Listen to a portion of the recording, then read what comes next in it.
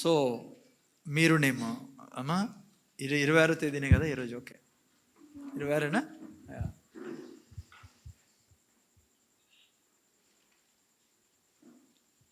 So financial blessings అనే subject మీద మనం నేర్చుకుంటాను. వెనకాల కూర్చున్న వాళ్ళు కూడా బాగా ఏంటంటే, పావని నీకు చాలా అవసరం చూడు, ఇది చర్చిలో ఉండాలి అందరికంటే ఎక్కువ, డబ్బులు పంచే సమయం ఇది కదా, చాలా ఇంపార్టెంట్ టాపిక్ ఇది.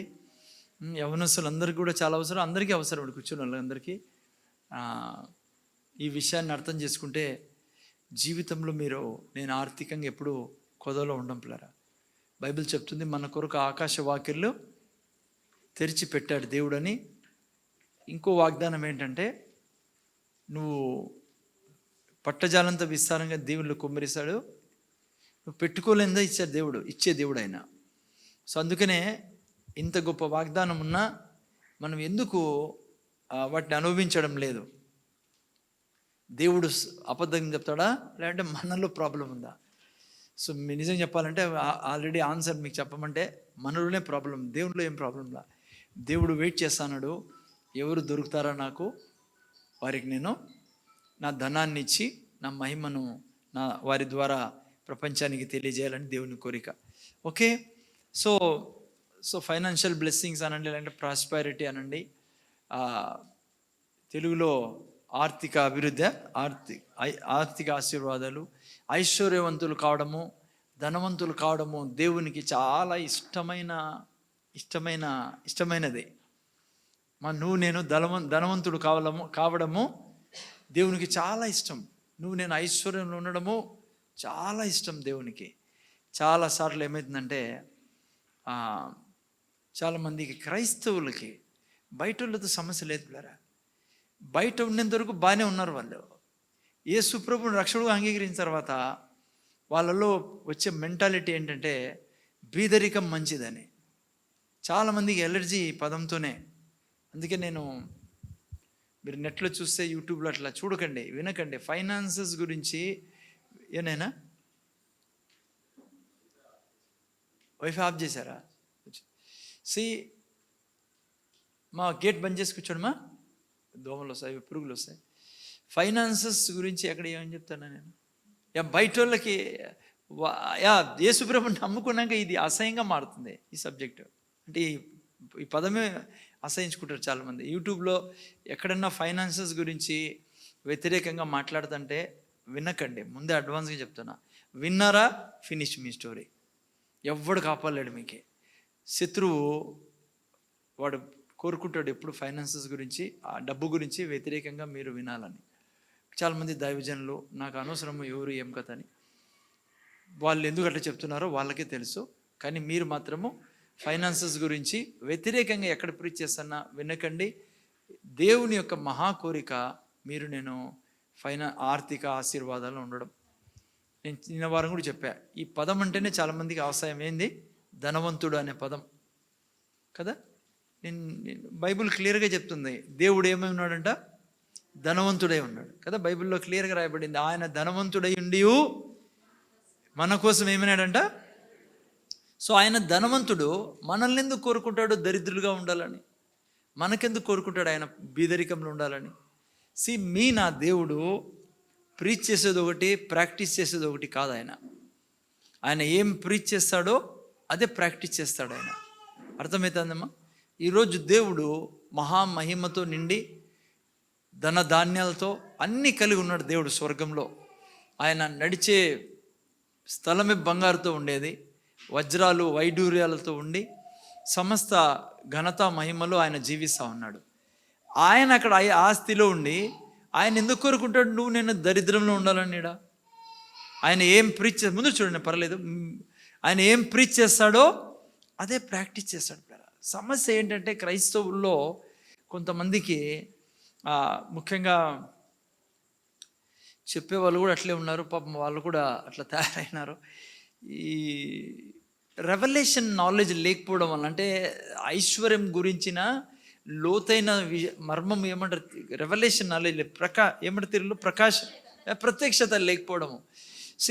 ధనం గురించిన సరైన ప్రత్యక్షత లేకపోవడం వలన ఈరోజు క్రైస్తవులు చాలామంది డబ్బే చెడ్డదని, అలా వెళ్తున్నారు క్రైస్తవుల్లో.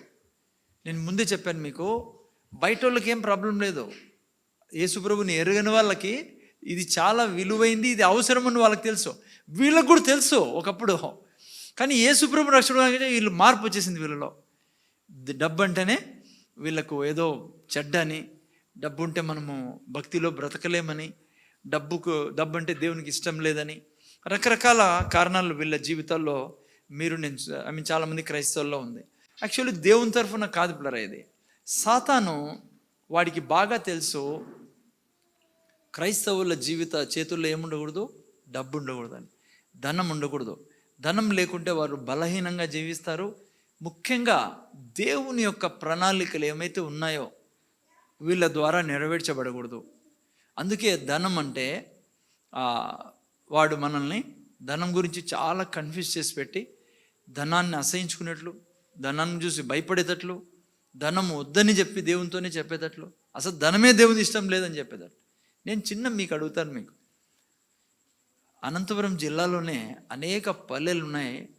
ఏ పల్లె సువార్త లైక్ చర్చి లేని పల్లెలు.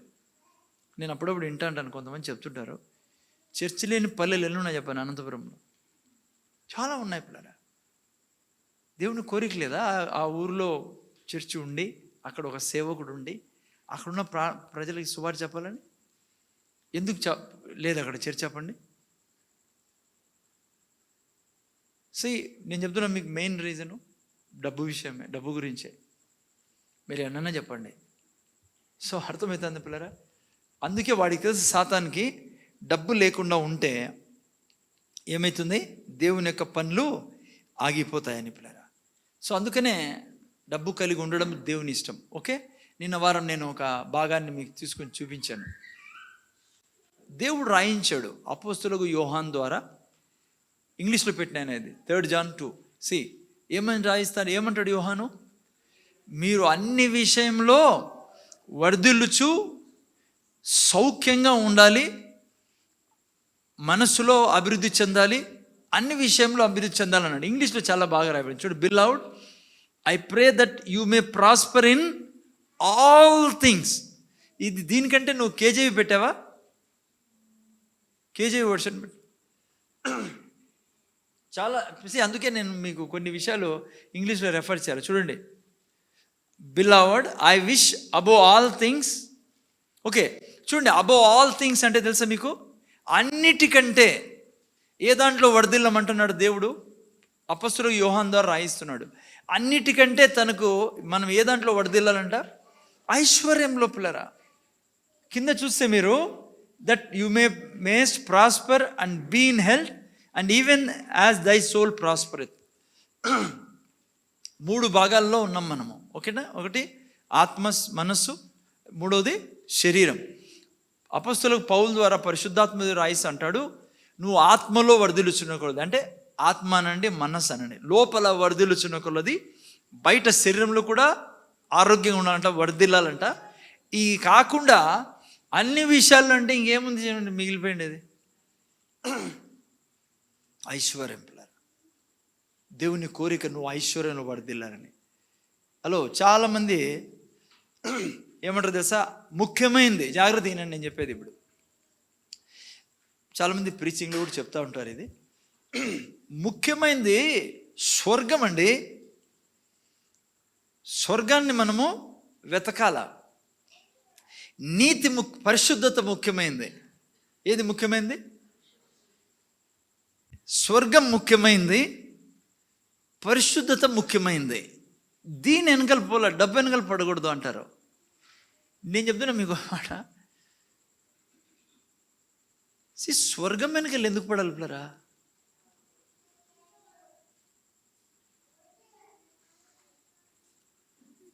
అమ్మా, ఎందుకు స్వర్గం వెనకాల పడాలా? స్వర్గంలో ఆల్రెడీ జీవిస్తున్నాం మనము. నేను వచ్చినది స్వర్గం నుంచి. ఇప్పుడు మీలో చాలా మంది ఉన్నారు, ఏం పట్టింది సార్ మీకు ఈరోజు అని. నేను పైనుంచి వచ్చినోన్ని.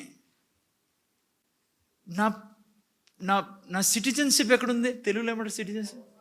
పౌరస్థితి ఎక్కడుంది? ఎవరు చెప్పారు ఇది? ఎమ్మెల్యే చెప్పాడా? ఎవరు చెప్పారు? ఎందుకు మీరు సత్యాన్ని సత్యంగా తీసుకోమనము? అది కాగితాల్లో బైబిల్లో ఉండేదానికే రాసిండేది. ఎందుకు ఈ స్వర్గం వెనకాల పడాలి? నేను స్వర్గంలో ఆల్రెడీ ఉన్నా. నేను వచ్చినది స్వర్గం నుంచి. నా తండ్రి స్వర్గానికి అధిపతి. నేను ఆయనతో ఆల్రెడీ నివసిస్తా ఉన్నా. నేను సియోన్లో నివసిస్తున్నాను దేవునితో పాటు. దేవుని దగ్గర ఉన్నాను, నేను సింహాసనం దగ్గర ఉన్నాను. నేను నన్ను తండ్రి నుంచి ఎవడు వేరు చేయలేరు. నేను తండ్రి ఒకటే ఉన్నాం. Hello, that's the revolution knowledge ప్లర్.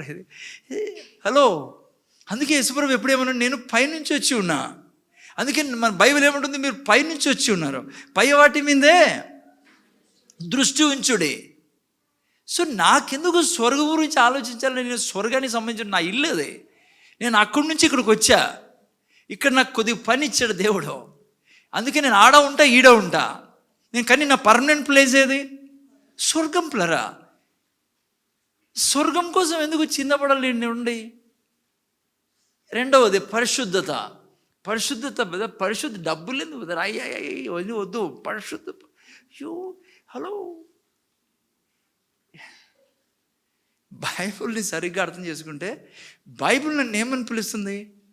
నేను పరిశుద్ధుని అని పిలుస్తుంది. I'm a Holi person. I'm Born of God. FSC 4:24 చదవండి ఎవరైనా. పెడితే ఇంగ్లీష్లో కూడా తెలుగులో రెండిట్లో పెట్టా. ఎఫ్ఎస్సి 4:24 బైబిల్ దేవుడు ఇచ్చినది ఊరికే చదువుకొని ముద్దు పెట్టుకునే దాన్ని కాదు. బైబిల్ నీకు, నాకు, నేను ఎవరో చూపిస్తుంది. నేను పరిశుద్ధంగా పరిశుద్ధత వెనకలు ఎందుకు పరిగెత్తాలా? ఐఎమ్ పరిశుద్ధుడు. పేరు నాది, అది పెట్టిండే బాగుండు, బాప్తిజం తీసుకుంటే. హలో, నీకు నాకు ఆధారం ఏంట్రా? నేనా? నీ మనసు కాదు నీకు ఆధారము, వాక్యం ఆధారము. వాక్యంలో ఏమని రాయబడింది? నీతియు యథార్థమైన భక్తి గల వారై దేవుని పోలికగా సృష్టింపబడిన నవీన స్వభావం ధరించుకొనుడి. అదే కరెక్టే, నాకు తెలుగు. హలో, పైకి అదే కరెక్ట్లే. 24 కిందికి పెట్టో. ఈ పాప భయపడుతుంది. చాలు, ఉండు. నీతియు యథార్థత నాలో ఉంది ఆల్రెడీ. చూడండి, ఇంగ్లీష్లో చాలా బాగా రాసింది. And you put on the new man which after God is created in righteousness and true holiness. God has created me in righteousness and true holiness. నేను మహాపరిశుద్ధుని దేవుడు చెప్తాన్నాడు. ఎవరి నీతి నాకు ఇవ్వబడింది? అది దేవుని నీతి. ఎవరి పరిశుద్ధత నాకు ఇవ్వబడింది? దేవుని పరిశుద్ధ. జాగ్రత్త, ముందు చూడండి ప్లరా. ఎందుకు తెలుసా నువ్వు పరిశుద్ధంలో జీవించలేవు? ఎందుకంటే నువ్వు ఓకే, ఇట్లా చెప్తాను.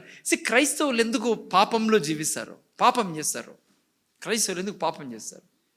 ఎందుకంటే క్రైస్తవుడికి ఇది తెలియదు. నేను పరిశుద్ధున్నాయి, నేను ఎట్లా పాపం చేయగలను? మీకు అర్థం కాలేదా? ఎందుకు క్రైస్తవులు తప్పులో జీవిస్తారు, పాపంలో జీవిస్తారంటే, ఇది నువ్వు ఎప్పుడు సెన్స్లో ఉండాలా. నేను దైవత్వాన్ని, నేను నీతిమంతుణ్ణి, పరిశుద్ధుణ్ణి, నేను అబద్ధం ఎట్లా చెప్తా? నేనేంది చెడ్డ ఆలోచించేది ఏంది? నేను ఇది ఉంటే నువ్వు పాపం చేయలేవు. నేను చాలాసార్లు ఈ ఉదాహరణ చెప్పాను ముందు. ఇప్పుడు చీఫ్ మినిస్టర్ కొడుకున్నాడు అనుకోండి, బీడీ తాతాడా? రిక్షా వాళ్ళు, ఆటో వాళ్ళతో కూర్చొని బాగున్నారు రాను బీడీ రా అంటాడా? అలా అంటాడా? ఎట్లుంటాడు ఆ వ్యక్తి? ఎవరైనా కానీ వాళ్ళు. ప్రధానమంత్రి కొడుకు అనుకుందాం. ప్రధానమంత్రి కొడుకు ఎట్లుంటాడు బ్రదర్ ఎట్లుంటాడు బ్రదర్? అందరితో కొట్లాడుకుంటా బీడీ ఇవా అంటాడా? సిగరెట్ నాకు చెప్పకూడదు కొన్ని ఉదాహరణలో అంటాడా అతను? తనకు తెలుసు కాల్ పెడుతూనే, ఇంట్లో నుంచి కాల్ పెడుతూనే తను ఎవరో తనకు తెలుసు. ఎవరితోందో మాట్లాడుతా అంటే నాకు అసాధ్యమైనది ఏది లేదు. నీ సమస్య ఏంటి? ప్రధానమంత్రి కొడుకు మాట్లాడేటప్పుడు ఎవరితోనా అయ్యో నేనేం చేయగలను, నీ కష్టాలు నేనేం చేయగలను అంటాడా? ఆయన మాట్లాడే తీరే వేరే ఉంటుంది, నిలబడే పొజిషనే వేరే ఉంటుంది. చెప్పు నీ సమస్య ఏంటో, no problem. That's the life every Christian has on this earth. నువ్వు ఆడ నిలబడినా ఎందుకు తెలుసా నువ్వు భయపడతావు, ఎందుకు తెలుసా నేనేం చేయలేదు, ఎందుకు తెలుసా నీ చదువు నుంచి అద్భుతాలు జరగడంలా, ఎందుకు దయాలు పోవడంలా నీ దగ్గర నుంచి?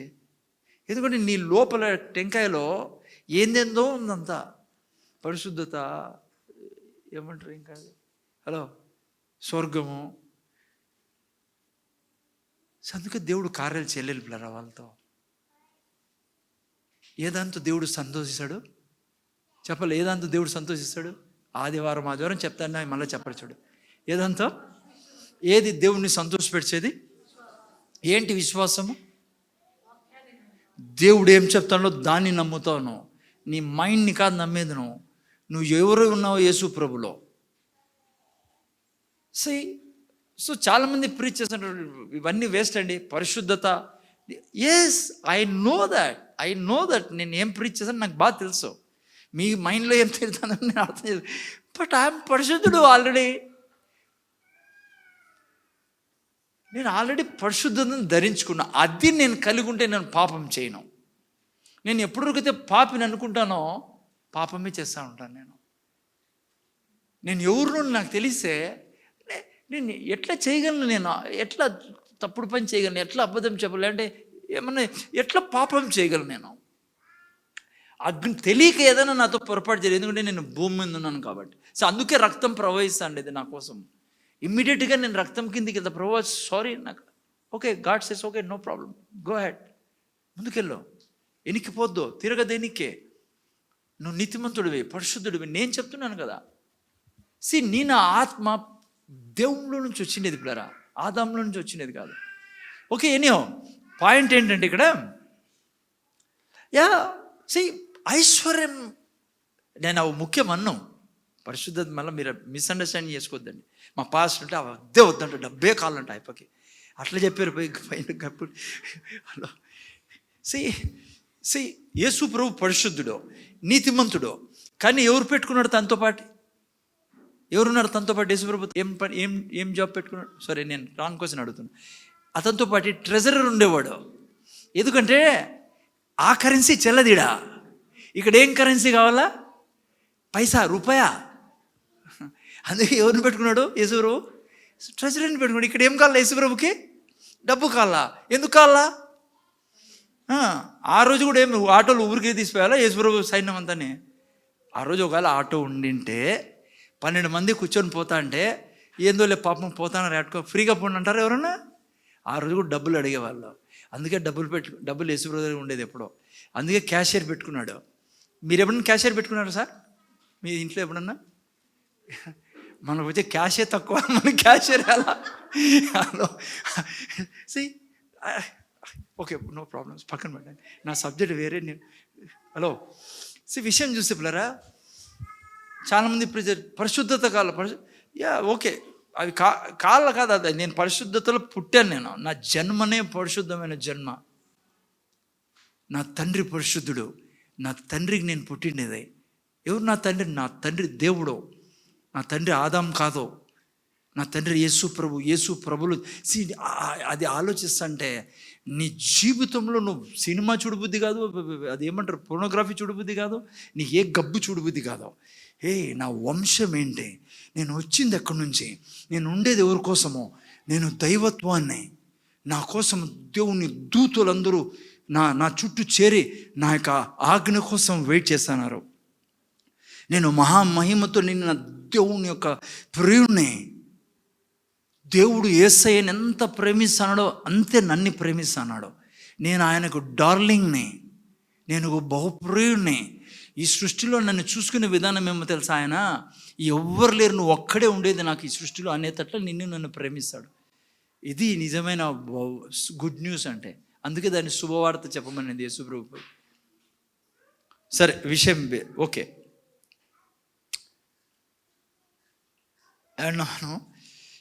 సో ఓకే, ముందుకు రండి. ఐశ్వర్యం చాలా మంచిది పిల్లలు, దరిద్రం చాలా చెడ్డది. Poverty is very bad. Riches, we need riches is good. ఐశ్వర్యం చాలా మంచిది, ఐశ్వర్యం మనకు కావాలి. కానీ ఏమైందంటే క్రైస్తత్వంలో జస్ట్ కొద్దిగా ఇంట్రొడక్షన్ వేరే విషయాలు ఉన్నాయి. అలా ప్రీచ్ చేసి చేసి కొంతమంది ఇప్పుడు కూడా యూట్యూబ్లో నేను అప్పుడప్పుడు నేను వినని వీళ్ళవి ఎందుకంటే లోతైన జ్ఞానం లేదు కదా. ఎస్, బైబిల్లో కొన్ని వాక్యాలు తీసుకొని కన్ఫ్యూజ్ చేస్తూ ఉంటారు. జస్ట్ ఒక ఎగ్జాంపుల్ కోసం మీ ముందు ఒక వాక్యం పెడతాను, బైబిల్లోనే ఉంది అది కూడా, కానీ అర్థం చేసుకునే విధానం సరిగా లేదు మనకు. డబ్బు విషయంలో చూడండి, 2 తిమోతి 6వ అధ్యాయం, మొదటి తిమోతి 6వ అధ్యాయం. జస్ట్ మీకు ఎగ్జాంపుల్ ఎక్కడ మనము తప్పుగా అర్థం చేసుకున్నాను వాక్యాన్ని. చదవండి ఎవరైనా, పటాపటి తీయండి, లేట్ చేయకండి. 6వ అధ్యాయం 6 నుంచి చదవండి ఎవరైనా. సంతుష్టి సహితమైన దైవభక్తి గొప్ప లాభ సాధనమై ఉన్నది. పెద్దదేనా, పెద్ద స్క్రీన్ చేయి, రావు ఫాంట్.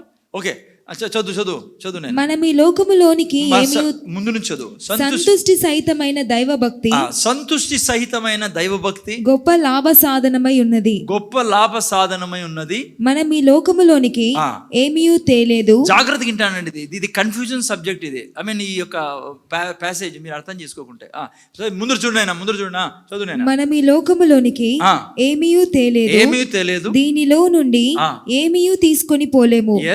కాగా అన్న వస్త్రములు గలవారమై ఉండి వాటితో తృప్తి పొంది ఉందుము. ధనవంతులగుటకు ఆపేక్షించువారు శోధనలోను ఉరిలోను అవివేక యుక్తములను హానికరములనైన అనేక దురాశలలోను పడుదురు. అట్టివి మనుషులను నష్టములోను నాశనములోను ముంచివేయును. ఎందుకనగా ధనాపేక్ష సమస్తమైన కీడులకు మూలము. కొందరు దాన్ని ఆశించి విశ్వాసము నుండి తొలగిపోయి నానా బాధలతో తమ్మును తామే పొడుచుకొనిరి. ఓకే, ఇట్లా ప్యాసేజ్ని సపోజ్ మీరు కొద్దిగా నేను అంత డీటెయిల్లో పోను కానీ జస్ట్ మీకు వివరించి. ఫస్ట్లో ఏం స్టార్ట్ చేసింది? 6లో సంతుష్టి సహితమైన భక్తి గొప్ప. ఏం తీసుకుంటాడు దీంతో మీరు అర్థము? అంటే దేవుడు మీరు మంచి చదువులు చదవద్దంటాడా, నువ్వు పెద్ద ఆఫీసర్ కావద్దంటాడా? అదే దానికి అర్థము. లేకుంటే నువ్వు ఒక కంపెనీకి CEO కావద్దంటాడా? లేకుంటే నువ్వు ఒక పెద్ద కంపెనీ స్టార్ట్ చేయొద్దంటాడా? ఏం దానికి అర్థము? కొంతమంది గురించి అక్కడ రాయబడుతుంది. వాళ్ళు ఏమంట, ధనాపేక్ష కలిగి ఉన్నారు. 10వ వాక్యం మీరు చదివినట్లయితే, 10వ వాక్యం, ఎందుకనగా ధనాపేక్ష సమస్త ఏంటి, ధనం చెడ్డదంటానడా? ధనాపేక్ష ఇంగ్లీష్లో మీరు చూస్తే లవ్ ఆఫ్ మనీ. దేవుడు ఎప్పుడు చెప్పడు నువ్వు ధనం కలిగి ఉండడం చెడ్డని, ధనాపేక్ష కలిగి ఉండడం చెడ్డది. దానివల్ల చాలామంది తమ విశ్వాసాన్ని పాడు చేసుకుంటున్నారని రాయబడింది. నువ్వు దేవుణ్ణి తెలుసుకున్న తర్వాత నీకు దేవుడు ముఖ్యం ఉండాలా. అందుకే నేను మీకు నేర్పిస్తాను ధనంలో. ముందు చూసుకుందాం కొంచెంసేపు తర్వాత. ముందు చూడనైనా, నువ్వు బైబిల్ చదువుకోకుండా, ప్రార్థన చేసుకోకుండా, వాక్యంని దేవుడు నీకు ఇచ్చిన పిలుపుని చేయకోకుండా నువ్వు చర్చికి రావు, లేకుంటే దేవుని వాక్యం వినవు, నువ్వు ఎల్లప్పుడూ 24 గంటలు ధనం వెనకలు పరిగెడితే ధనమే దేవుడు అని కూడా నువ్వు నాశనం చేసుకుంటావు నీ జీవితాన్ని అంటాండి దాడ. అదే ధనాన్ని ప్రేమించడం అంటే. నువ్వు దేవుణ్ణి ప్రేమించేవాడివై ఉండి ధనం నీ చేతిలో ఉంటే, ఇంకా కిందికి మీరు చదివితే ఇదే అధ్యాయంలో చాలా మంచిగా రాస్తాడు పౌలు. ధనం ఉంది మీరు ఆనందించుడి, ధనం లేని వారికి ఏంటి అని. ఓకే, ఇట్లా పోర్షన్స్ తీసుకొని చాలా కొంతమంది, అందరూ కాదు, కొంతమంది ప్రీచర్స్ ఏం చేస్తారంటే తీసుకొని పోయి క్రైస్తవుల ముందు రుద్దేస్తారు. అందుకే రక్షణ పొందుకోకముందు వాళ్ళు చక్కగా ఉంటారు, వ్యాపారం చేసుకుంటా బాగుంటారు. వాళ్ళు లోపలికి వచ్చినాక ఈ వాక్యాలు రుద్దేసి ఏమవుతుంది తెలుసా? చాలాసార్లు సాక్ష్యాలు ఏంటంటే పిల్లరా, మంచి బిజినెస్ మ్యాన్లు వాళ్ళు ఒకప్పుడు ప్రభువుని తెలుసుకోనప్పుడు, యేసు ప్రభువుని తెలుసుకున్నారు, రక్షణ పొందు సంఘాన్ని రావడం మొదలుపెట్టారు. ఇట్లా వాక్యాలు తీసి వాళ్ళ మీద పెట్టి వాళ్ళని రుద్ది వాళ్ళ మీద వాళ్ళు వ్యాపారాలని కేర్లెస్ చేసి వ్యాపారాలు చేసుకోకుండా అప్పుల పాలైపోయి ఎక్కడ కాకుండా అయిపోయి చివరికి ఎందుకన్నా వచ్చామా ఈశ్వరుని, ఏంది మేము వచ్చిన తర్వాత జరిగింది ఏంటి మాకు? చాలామంది అట్లే పిల్లరా చదువు మానేసేసేది. దేవుడు ఎప్పుడు చెప్పడు చదువు మానేయమని. చదవాలా మనము, మంచి ఉద్యోగాలు చేయాలా మనము, IAS ఆఫీసర్స్ కావాలా, IPS ఆఫీసర్స్ గొప్ప స్థానాల్లో ఉండాలా. కానీ దానికోసం పరిగెత్తకుండా దేవుళ్ళో ఉంటూ నువ్వు చదవాలా, దేవుళ్ళో ఉంటూ నువ్వు ఉద్యోగం చేయాలా, మంచి వ్యాపారం చేయాలా. మీరున్నారు ఎందుకు గొప్ప వ్యాపారం చేయాలా. ఎంతోమంది ఉన్నారు పిల్లరా ప్రపంచంలో మంచి వ్యాపారస్తులు. మీకు కొద్దిసేపు తర్వాత నేను సాక్ష్యాలు కొన్ని చెప్తాను మీకు. అంటే నేను ఏం చేస్తున్నా, మిస్అండర్స్టాండింగ్. దీనికి పౌలు ఏమంటున్నాడు, ధనాపేక్ష కలవారు వాళ్ళు పాడు చేసుకుంటారు జీవితం. అంతేగాని ధనం చెడ్డది అని చెప్పలేదు ఎక్కడ బైబిల్లో. ధనాన్ని ప్రేమించడం చెడ్డది. దేవుని కంటే నీకు చాలా చోట్ల యేసుప్రభు చెప్పాడు, మీరు ఇద్దరు మాస్టర్లకి సేవ చేయలేరని. అది కూడా ముందు రానున్న దీనిలో చూపిస్తాను. ఇద్దరు దేవునికి సిరికి ఏం చేయకూడదు. ఒక రకంగా నువ్వు దాన్ని దేవుడుగా కాకూడదు. నీకు సిరి రెండింటిని పూజ చేసానికి వీలు లేదు. నువ్వు దేవుడే నీకు సమస్తమే ఉండాలా. దేవునిలో ఉంటూ నువ్వు గొప్పదానికి బైబిల్లో చూడండి, అబ్రాహాము, యోబు, ఈవెన్ అపొస్తలులు కూడా పిల్లరా గొప్ప డబ్బు కల వాళ్ళు. ఓకే, నాకు అది పాయింట్ కానీ. సో ఇట్లా మిస్అండర్స్టాండింగ్ వల్లనే ఈరోజు బైబిల్లో ఒక 8:18 చూడండి, ద్వితీయోపదేశకాండం 8:18. ఎవరన్నా సామెత గ్రంథం 10:22 తీసి పెట్టండి మైక్లో, చదవండి ఏం రాబడిందో. 35:27 కూడా ఎవరైనా పెట్టండి, ఇంగ్లీష్లో పెట్టాను. 35:27 కీర్తన 35:27 చదువుతుంది. ద్వితీయోపదేశకాండం 8:18. కాగా నీ దేవుడైన యెహోవాను జ్ఞాపకము చేసుకొనవలెను. ఏలయనగా తాను నీ పితరులతో ప్రమాణం చేసినట్లు తన నిబంధనను నేటి వలె స్థాపింపవలనని మీరు భాగ్యము సంపాదించుకొంటకై మీకు సామర్థ్యము కలుగచేయవాడు ఆయనే. ఎవరమ్మా డబ్బు సంపాదించే భాగ్యం ఇస్తాండేది, ఆయన భాగ్యం సంపాదించుకోవడానికి బలం ఇస్తాండేది దేవుడు. పిల్లరా సామెతలు 10:22 చదవండి, తీసి పెట్టండి. ఇంకో ఎవరైనా చదవండి. యెహోవా ఆశీర్వాదము ఐశ్వర్యం ఇచ్చును. ఎవరు మా ఐశ్వర్యం తెస్తాండేది? యెహోవా ఆశీర్వాదం ఐశ్వర్యం ఇచ్చును. ఇంగ్లీష్లో 35:27 చూడండి, ఎంత మంచిగా రాబడింది. కీర్తన గ్రంథం 35:27. తన సేవకుని క్షేమమును చూచి, సేవకుని క్షేమం చూచి, తెలుగులో క్షేమం రాబడింది. ఇంగ్లీష్ ఏమి రాబడింది సార్? తన సేవకుని యొక్క ప్రాస్పారిటీని చూసి, ఐశ్వర్యాన్ని చూసి ఎవరంట సంతోషపడేది? దేవుడు సంతోషం. చూడండి, let them shout for joy and be glad that let the God be magnified which had pleasure in the prosperity of his servant. ఇది బైబిల్లో రాయబడిన మాటలు పిల్లరా. ఎవరు ధనవంతం చేసింది? అబ్రాహాంకి. అబ్రాహాం ఏమన్నాడు? ఓకే, అతనితో అన్నాడు, నువ్వు ధనవంతం చేసి నాకు ఇష్టం, నా దేవుడు నన్ను ధనవంతుడు వచ్చారు. So prosperity is not bad. ధనవంతులుగా ఉండడం మంచి చెడ్డది కాదు పిల్లరా. ధనాన్ని ప్రేమించడం చెడ్డది. ఓకే, సో నా కోరిక ఏమంటే ఈ సంఘంలో అందరూ ఐశ్వర్యం కలిగి ఉందురుగాక. ఆమేన్ చెప్పండి. గొప్ప ధనవంతులే ఉందురుగాక. మీరు అప్పిచ్చేవారుగా ఉందురుగాక, అప్పు తీసుకునేవారుగా ఉండరుగాక. మీరు మీ పిల్లలు నిరంతరము వర్ధిల్లుతూ అభివృద్ధి చెందుతూ అనేక మందికి ఆశీర్వాదం ఉందురుగాక. మీ ద్వారా, మీ కుటుంబం ద్వారా పల్లెల్లో సంఘాలు కట్టబడును గాక, దైవజనులు పంపబడురు గాక, దైవజనులు దీవించబడుదురు గాక. మీ ద్వారా దేవుడు ధనాన్ని దేశం మీద, ఈ పట్టణం మీద విస్తరింపజేయును గాక. ఎస్, అది నా జీవితంలో ఎప్పుడు మీరు నేను నమ్మాల్సింది దేవుని కోరికది. ఓకే, సరే. మనం చూసుకున్నాం, మన వారం చూసుకున్నాం. కొన్ని విషయాలు నేర్చుకుంటాను. ఎక్కడ ధనం రాకుండా అయిపోతుందో, ధనం దేవుని ఇష్టం అనేది నేర్చుకున్నాం ఇంట్రొడక్షన్లో. ఎక్కడ సమస్య వస్తుంది? మొదటి సమస్య మీకు ఆల్రెడీ నేను కవర్ చేశా. ఏంటంటే యోహాన్ గారు అన్నట్లుగా నీ మనస్సు వర్ధిల్లుచున్న ప్రకారము. అంటే ఫస్ట్ నువ్వు ఐశ్వర్యం కలిగి ఉండేదానికి, ఐశ్వర్యమే కాదు ఏదన్నా జీవితంలో కలిగి ఉండేదానికి నీ మనసు వర్ధిల్లాల. Soul, mind. నేను లాస్ట్ టైం చెప్పాను మీకు, ఆత్మ వర్ధిల్లిన ఆత్మ మన దగ్గర ఉండేది. ఆత్మకి ఇంకేం చేసిన పనిలే. అందుకే ఈరోజు చచ్చిపోయినా స్వర్గానికి వెళ్తాం మనము. ఎందుకంటే మన ఆత్మ వర్ధిల్లిన ఆత్మ, దేవుడి నుంచి వచ్చిన ఆత్మ అన్న రామకృష్ణ పెద్ద వింటున్నారు కదా మీరు, దయతో వినండి, ఎందుకంటే ఇది చాలా ఇంపార్టెంట్ సబ్జెక్టు. ఆత్మకి ఏం చేసిన పనిలే, మనస్సే మనకు పెద్ద సమస్య. అందుకే మన ఆత్మలాగా మనస్సును చేసుకునే బాధ్యత ఇక్కడ భూమి మీద మీకు నాకు ఉండేది. సో అందుకే మనస్సు వర్ధిల్లాలంటే ఏం చేయాలా? నోరు దానికి సహాయపడుతుంది మనస్సు వర్ధిల్ల చేయడానికి. ఫస్ట్ టైం చెప్పాను నేను, ఎప్పుడే కానీ జోక్గా కూడా ఈయన పిల్లరా, హలో, మీకు జోకులు చాలా ఇష్టము, జోకులు కూడా ఇంట్లో వేసుకోండి. జోక్గా కూడా అనొద్దండి. యాట్ను తెచ్చేది మా నాయన ఏమన్నా టాటా బిర్లానా, ఇంకేం చెప్తారా నాయన మీరు, నా జీతం ఏమన్నా ₹1,00,00,000 అనుకున్నావా? చింతకాయలు కాసినాయి, ఏమంటారు, చెట్లకి ఏమన్నా కాసినాయా నీకు డబ్బులు? ఏందో గబ్బ మీరు అనుకుంటున్నారు. అలా మాట్లాడితే ఊరికే సార్, జోకే. నీ జీవితం జోక్గా మారుతుంది. నీ మనస్సు వర్ధిల్లదు, నీ మనస్సు చచ్చిపోతుంది.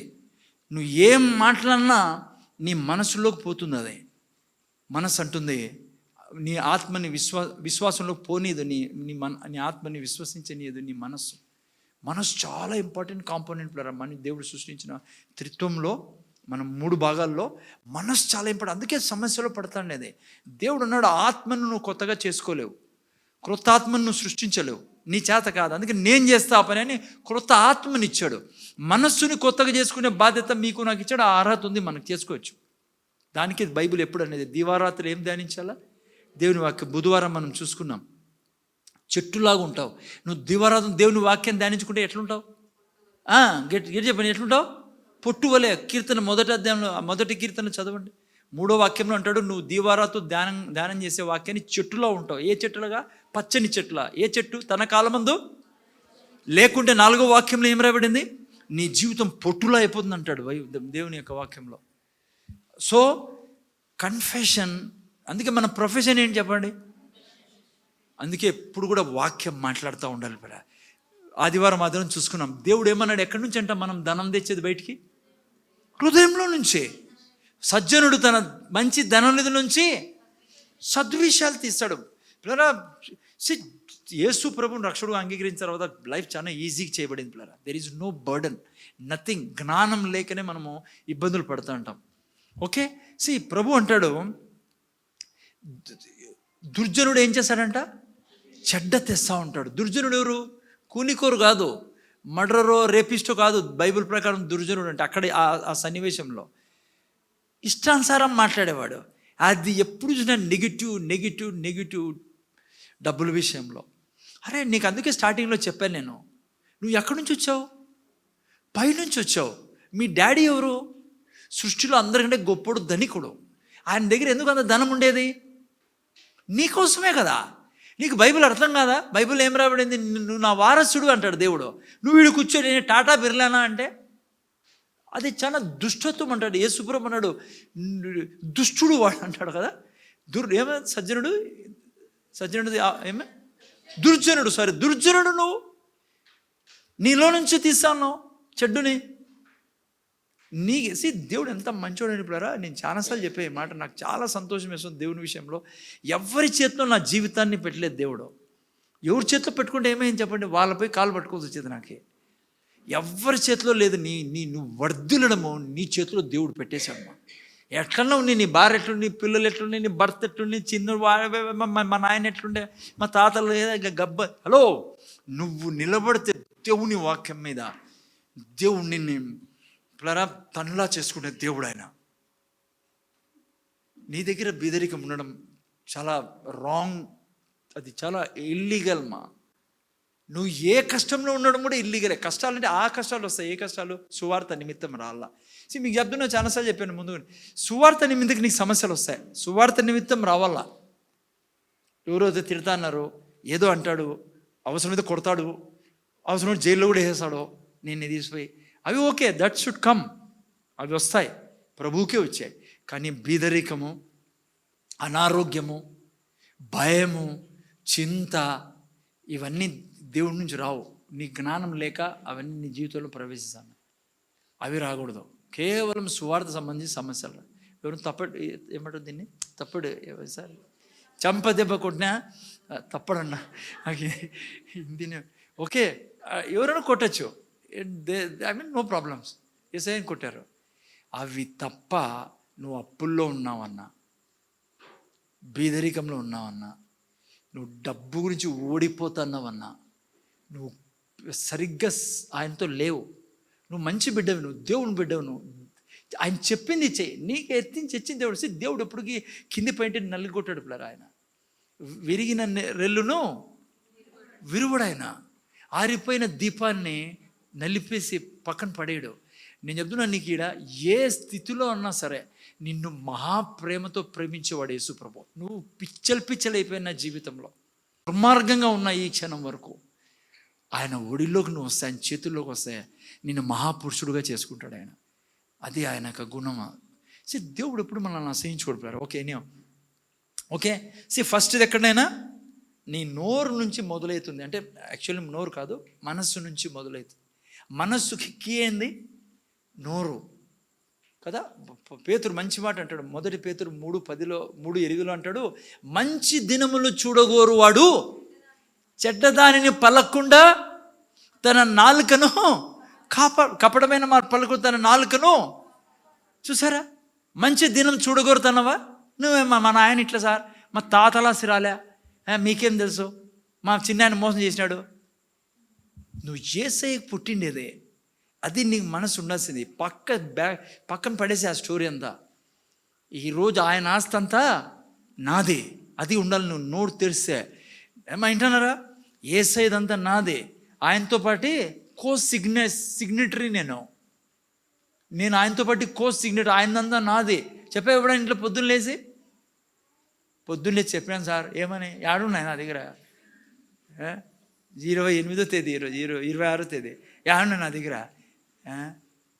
భర్త ఇట్లే పెడతాడు పులి మాదిరి ముఖము భార్య మీద. ఆమె అంటుంది, అవునులే 26వ తేదీ మా కొంపలో మా ఇంట్లో ఆడుంటే. అయిపోతాడు ఈ కొంపలో అదే ఎప్పుడే చూసినా అని.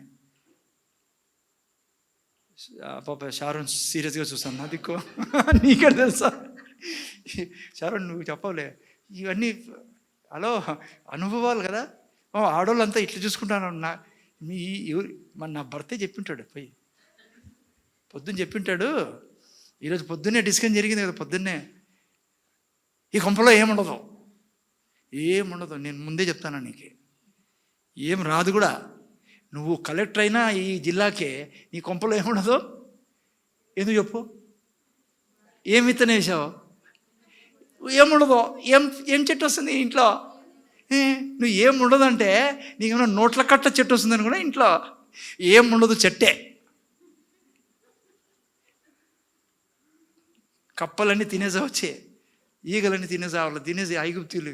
ఒక టైం లేదు, చాలా జాగ్రత్తగా. రెండోది ఏంటమ్మా? ఓకే, నేను చెప్తా ఏందో. ఐశ్వర్యం అంటే ఏంటి, ఇది చాలా ఇంపార్టెంట్. రెండోది చాలా ఇంపార్టెంట్ పిల్లరా. ఇక్కడే ఉండేది నేను ఐశ్వర్యం. నేను ఈ పాయింట్ బాగా పట్టుకోండి. లాస్ట్ వీక్ చెప్పే కొద్దిగా క్లియర్ చేసి 3వ పాయింట్లోకి పోవాలి. ఐశ్వర్యం అంటే ఏంటి యాక్చువల్గా? ఐశ్వర్యం అంటే ఫిక్స్ అమౌంట్ కాదు పిల్లరా. చెప్పాను కదా, ఒక వ్యక్తి దగ్గర 10 కోట్లు ఉన్నాయనుకోండి, ఆ వ్యక్తికి 100 కోట్లు కావాలా. ఆ వ్యక్తి ఏమంటారు తెలుసా? తృప్తిగా ఉన్నాడు ఆ వ్యక్తి. నాకు 100 కోట్లు కావాలి, ఇది పట్టించుకోడు ఆయన. 100 కోట్లు కావాలా, 200 కోట్లు, 100 కోట్లు ఉన్నాయి ఒకరి దగ్గర, 200 కోట్లు కావాలా ఆయనకి. ఆయన ఎప్పుడు తృప్తి, ఆయన అంటాడు నాకు నా దగ్గర లేదంటాడు ఆయన, నాకు 200 కోట్లు కావాలా. సో అందుకనే ఫిక్స్ అమౌంట్ కాదు పిల్లరా ఐశ్వర్యంలో ఉండడము అంటే. అసలు ఏంటి ఐశ్వర్యంలో ఉండడం అంటే? బైబిల్ చాలా ప్యూర్ డిస్క్రిప్షన్ ఇస్తుంది. 2 కొరింథీ 9:8 చూడండి. ఏంటి ఐశ్వర్యం అంటే? దేవుని హృదయంలో నుంచి వచ్చిన మాట ఇది తప్ప బయటిది పోద్దండి. లోకంలో ఉండే ఐశ్వర్యానికి మనకు సంబంధం లే. ఇది ఐశ్వర్యం అంటే ఏంటి? ఐశ్వర్యం చదువునేనా? మరియు అన్నిటి యందు ఎల్లప్పుడూ మీలో మీరు సర్వ సమృద్ధి గలవారై ఉత్తమమైన ప్రతి కార్యము చేయుటకు దేవుడు మీ ఎడల సమస్త విధములైన కృపను విస్తరింప చేయగలడు. అర్థమైంది. ఐశ్వర్యం అంటే ఏంటంటే జాగ్రత్తగా, ఇది చాలా ఇంపార్టెంట్ వాక్యం పిల్లరా. 9:8 చూడండి. మరియు అన్నిటి యందు ఎల్లప్పుడూ మీలో మీరు సర్వ సమృద్ధి కలిగి, ఓకే, గలవారై ఉత్తమమైన ప్రతి కార్యం చేయుటకు. ఐశ్వర్యం ఏంటంటే పిల్లరా, నువ్వు సర్వ సమృద్ధి కలిగి ఉండడం కాదు, ఏం చేయాలంట? ఉత్తమమైన ప్రతి కార్యం చేయుటకు. ఇది ఐశ్వర్యం అంటే. నువ్వు ఎంతో కలిగి ఉండాలా, కానీ ఎందుకు కలిగి ఉండాలంట? ఉత్తమమైన ప్రతి కార్యం చేయటకి. ఇక్కడ ఏంటంటే పిల్లరా, క్రైస్తవులు బీదరికంలో ఉండేది ఈ పాయింట్లోనే. మ్యాక్సిమం బీదరికం మీకు మీ జీవితంలో ఉందంటే దానికి ఈ పాయింటే చూడండి. జాగ్రత్తగా వినండి పిల్లరా, క్లియర్గా వినండి. దేవుడు తన ఆకాశ వాకులు తెరిచి నీ మీద లెక్కలేనంత కుమ్మరించాలని కోరుకుంటున్నాడు ఆయన. కానీ ఎందుకంటే కుమ్మరిస్తాండేది అయితే పోన్లు ఎట్లా చెప్తా, ఎవరి మీద అంటే కుమ్మరించేది ఆయన? ఎవరైతే సర్వ సమృద్ధి కలిగి ఉన్న ఈ వ్యక్తి ఏం చేస్తాడు తెలుసా? ఏ కార్యం చేయాలని ఎప్పుడు తన జీవితంలో ఎప్పుడు ఏం కార్యం చేయాలి ఈ డబ్బుతో అని ఆలోచిస్తూ ఉంటాడు. దేవుని కోరిక అది. దేవుడు ఏమన్నాడు అబ్రాహాంతో, అబ్రాహ్మా నిన్ను ఆశీర్వదించి నేను ఆశీర్వాదంగా చేస్తా. డబ్బు దేవుడు డబ్బు ఇవ్వాలంటే, నీ చేతుల్లో డబ్బు పెట్టాలంటే నీ దగ్గర ఉండాల్సిన గుణం ఏం తెలుసా? ఆ డబ్బుని తీసుకొని దాచుకునే గుణం ఉండకూడదు. దాచుకుంటే నువ్వు డబ్బు దేవుడు ఈడు. దేవుడు డబ్బుకి ఒక పర్పస్ ఉంది పిల్లరా. దేవుడు ఇచ్చే డబ్బుకి ఒక పర్పస్ ఉంది, ఒక కారణం ఉంది. దానికి కారణం లేకుండా నువ్వు దేవుణ్ణి డబ్బు అడిగితే దేవుడు డబ్బు ఇయ్యడు నీకు. బయట వాళ్ళు విడిచిపెట్టండి, వాళ్ళు ఏం గెలిచి పని చేసి సంపాదిస్తారో మనకు అనవసరం. నేను దైవికమైన ఐశ్వర్యం గురించి మాట్లాడతాను. అది ముందర చూడండి. ఇప్పుడు నేను నిన్న వారం కూడా చెప్పే ఉదాహరణ మీకు అర్థం కావాలని చెప్తున్నా. ఇప్పుడు నేను 10 కోట్ల కోసం ప్రార్థన చేస్తాను నా దేవునికి. దేవుడు అంటాడు ఎందుకు అన్నప్పుడు నేను అన్నా అనుకో, అదే ప్రభువా ఇల్లు కొనాలా, మంచి ఇల్లు కొనాలని ఉంది. ఆ తర్వాత ఏం చేస్తావు? కారు కొంటాను, పిల్లలు 2, మేము పెద్దోళ్ళు 2, స్కూటర్లో ఏడపోతాం 4. ఆ తర్వాత ఏం చేస్తావు? అండి ఒక 10 తులాలు బంగారు కొంటాం పెళ్ళికి, ఇప్పటి నుంచే తక్కువ రేటు ఇవ్వడం. ఆ తర్వాత ఏం చేసాం ప్రభా? ఫిక్స్డ్ డిపాజిట్ చేసుకొని పెద్ద టీవీ స్క్రీన్ కొనుక్కొని నేను భార్య కాలు సాపుకొని కూర్చొని తింటా అంటాం. ఏంటి పాప్కార్న్? నేను చెప్పకూడదు కానీ తూ అంటాడు దేవుడు. అట్లా అనలేండి దేవుడు. అలా ఇది చెత్త ఐడియా. నీకు 10 కోట్లు కాదు కదా, ఇంకా ఏమంటే నువ్వు అక్కడికక్కడికే సరిపోతూ ఉంటుంది. అది కాదు పిల్లరా. నేను ఇంకోటి చెప్తున్నా. దేవుడు నువ్వు అంటావు అనుకో, ఇల్లు కొనాలి ప్రభు అని, గుడ్ అంటాడు. ప్రభు కారు కొనాలని దేవుడు అంటాడు, ఏ కారు? అదే ప్రభు మారుతి ఏంటంటే చిచి వద్దు పెద్దది కొనం. అట్లా దేవుడు అయినా పెద్ద కారు కొనం. ఆ తర్వాత ఏం కొంటావు? బంగారు ప్రభు పిల్లకి. గుడ్, మంచోడు నువ్వు. ఇంకా ఆ తర్వాత అన్నావు అనుకో ఫిక్స్డ్ డిపాజిట్ అని, ఫినిష్ నువ్వు. ఆ తర్వాత అనాలా, ప్రభా ఇవన్నీ ఉన్నాయిలేని ప్రభా, నాకు నువ్వు ఏం చెప్పినా అది చేయాలని ఉంది, నువ్వు నాకు సలహా, నీతో నేను చేత వారసుని. ఈ భూమి మీద నిన్ను బట్టి నీ కుమారుడు యొక్క రక్తపు విలువ అందరూ తెలుసుకోవాలి. ఆ డిజైర్ ఉండాలి పిల్లరా. ఇంటితో దేవునికి ఏం సమస్య? ఆయనే అంటాడు నీకు ఇల్లుని, ఆస్తిలని, నీ పిల్లలకు మహామ్మాయి. నువ్వు బాగుంటేనే కదా ఆయనకి మంచి పేరు వచ్చేది. కానీ చెత్త ఐడియాలు ఉండకూడదు మీ దగ్గర, నా దగ్గర. హలో, మీ దగ్గర నా దగ్గర డబ్బు విషయంలో మీరు నేను హోర్డింగ్ లైక్ దాచిపెట్టే స్వభావం ఉంటే, మైనన్నైనా ఏమంటారు దాన్ని? హలో, దాచిపెట్టడము, పిసినాడితనము, పొదుపు. బాగా గుర్తొచ్చింది నాకే. పొదుపు ఉన్నావా నువ్వు ఫినిష్ దేవుని దగ్గర. నేను ఆ గుణం ఉంటే ముందుకెళ్ళాం దేవునితో. అందుకే నిన్నసారి యేసుప్రభు ఒక మంచి పారబుల్ చెప్పాడు. ఏదది? మత్తయి సువార్త 20 ఎత్తిండి, జస్ట్ వినండి. చాలా ఇంపార్టెంట్ పాయింట్ చెప్తున్నాను. మత్తయి సువార్త 25:14-15 ఫాస్ట్గా చదవండి. 2-3 తీసుకోండి మైక్లో. ఒక మనుష్యుడు దేశాంతరమునకు ప్రయాణమై, యేసుప్రభు డబ్బు గురించి మాట్లాడుతున్నాడు ఇక్కడ. ఆ అధ్యాయం అంతా చదివితే దేశాంతరం పోయి తన దాసులను పిలిచి తన ఆస్తిని వారికి అప్పగించినట్లుండును. అతడు ఒకనికి 5 తలాంతులను, ఒకనికి 2, ఒకనికి 1, ఎవని సామర్థ్యము చొప్పున వానికి ఇచ్చి వెంటనే దేశాంతరము పోయాను. యేసుప్రభు డబ్బు గురించి పర్ఫెక్ట్ ప్యాసేజ్ పిల్లర్. ఇది చాలా మంచిగా చెప్పాడు. ఈయన ఆయన ముందర చూడండి బంగారులో. డబ్బు గురించి మాట్లాడతాను. ఇప్పుడు పరిగెత్తేది మీరు డబ్బు కోసమే కదా జీవితం, దినమంతా. ఈజీ వే దేవుడు మీకు చాలా ఈజీ వే ఇచ్చాడు. ముందర చూడండి. దేవుడు పక్షపాతి కాదు. నిన్న వారం కూడా చెప్పా. 5, 2, 1 ఎందుకు ఇచ్చాడు? వాళ్ళ సామర్థ్యం చెప్పున. నేను చెప్తున్నా ఈరోజు నువ్వు ఉన్న స్థితికి కారణం ఏమో దేవుడు కాదు, పక్షపాతి కాదు. ఆయన దగ్గర దండి ఉంది, ఆయన పైన ఉన్నాడు. నీ హృదయము దేవుని దగ్గర తీసుకురా. ఎందుకు వాళ్ళ దగ్గర అన్నీ ఉన్నాయంటే, అంత ఉందంటే వాళ్ళు దేవుని దగ్గరకు ఉన్న వాళ్ళ కమిట్మెంట్ దేవుని కొరకు చేయాలనే ఆశ వాళ్ళకి. దేవుని కొరకు చేస్తున్నారు కాబట్టి వాళ్ళు అన్నింటిలో ఆత్మీయంగా అన్ని విధాలు ఎదుగుతూ ఉంటారు. దేవుడు ఏం తప్పు కాదు, ఏందో దేవుడు వాళ్ళకి దండికి ఇచ్చాడు, మేము అదే చర్చికి పోతానమ్మా. నో, లోపల హృదయాన్ని చూస్తాడు దేవుడు. ఓకేనా? సరే, ఎనియో నెక్స్ట్ వాక్యం చదువు నేను. 5 తలాంతులు తీసుకున్న వాడు వెళ్ళి వాటితో వ్యాపారము చేసి మరి 5 తలాంతులు సంపాదించెను. అలాగుననే 2 తీసుకొనిన వాడు మరి 2 సంపాదించెను.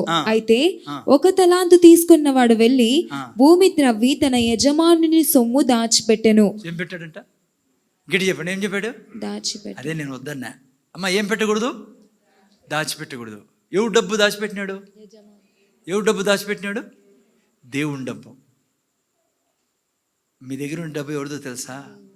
చెప్పండి, ఎవరిదో చెప్పండి. దేవుని. నా దగ్గర ఉన్న డబ్బంతా, రిషిత నీ దగ్గర ఉన్న డబ్బంతా, నా దగ్గర ఏం లేదు సార్ అంటుందేమో. నా దగ్గర ఉన్న డబ్బంతా దేవుంది. ఇది మీకు రిజిస్టర్ కావాలి లోపల. పొరపాటున కూడా నాది డబ్బు అన్నావా అట్లనే చూడండి. అంటే మామూలు చెప్పేటప్పుడు నాది, కానీ లోపల నీ హృదయంలో ఎప్పుడు ఉండాల్సింది ఆ డబ్బు ఎవరిది?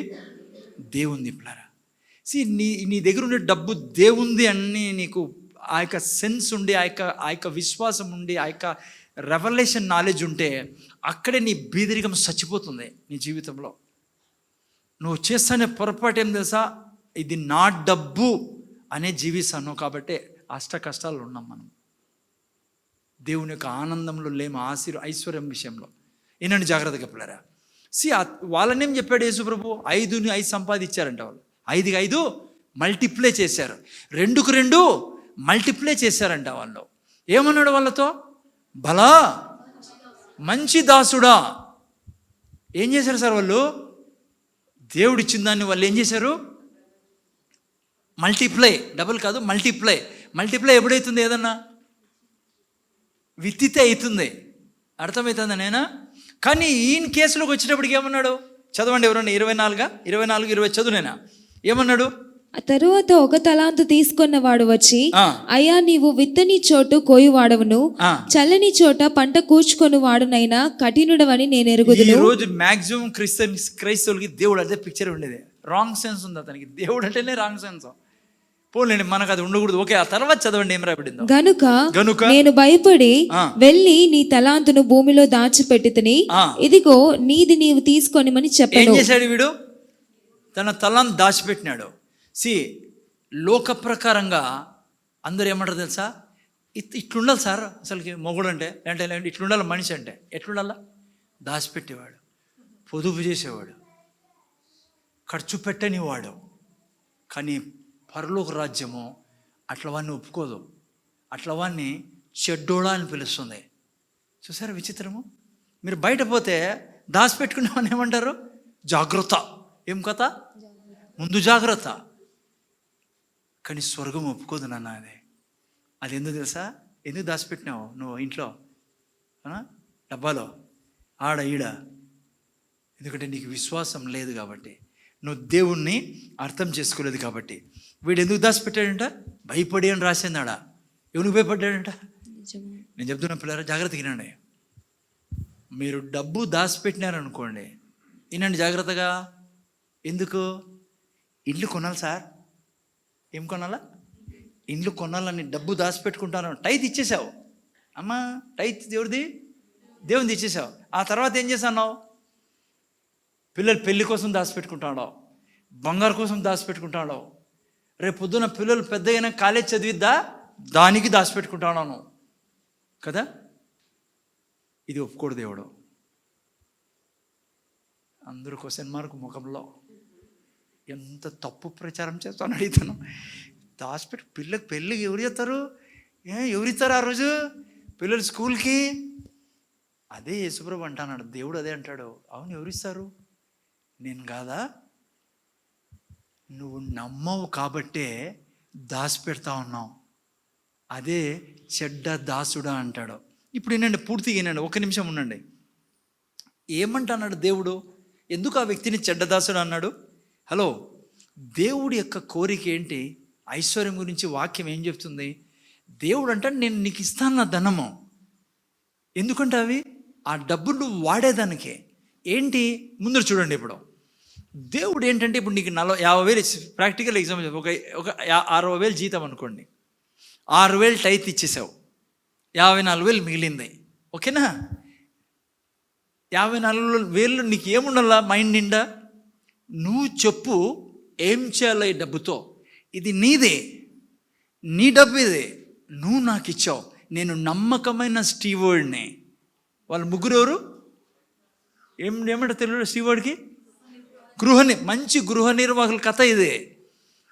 నువ్వు ఏం చెప్పాలా? చెప్పు ప్రభువా, ఏం చేయమంటావో.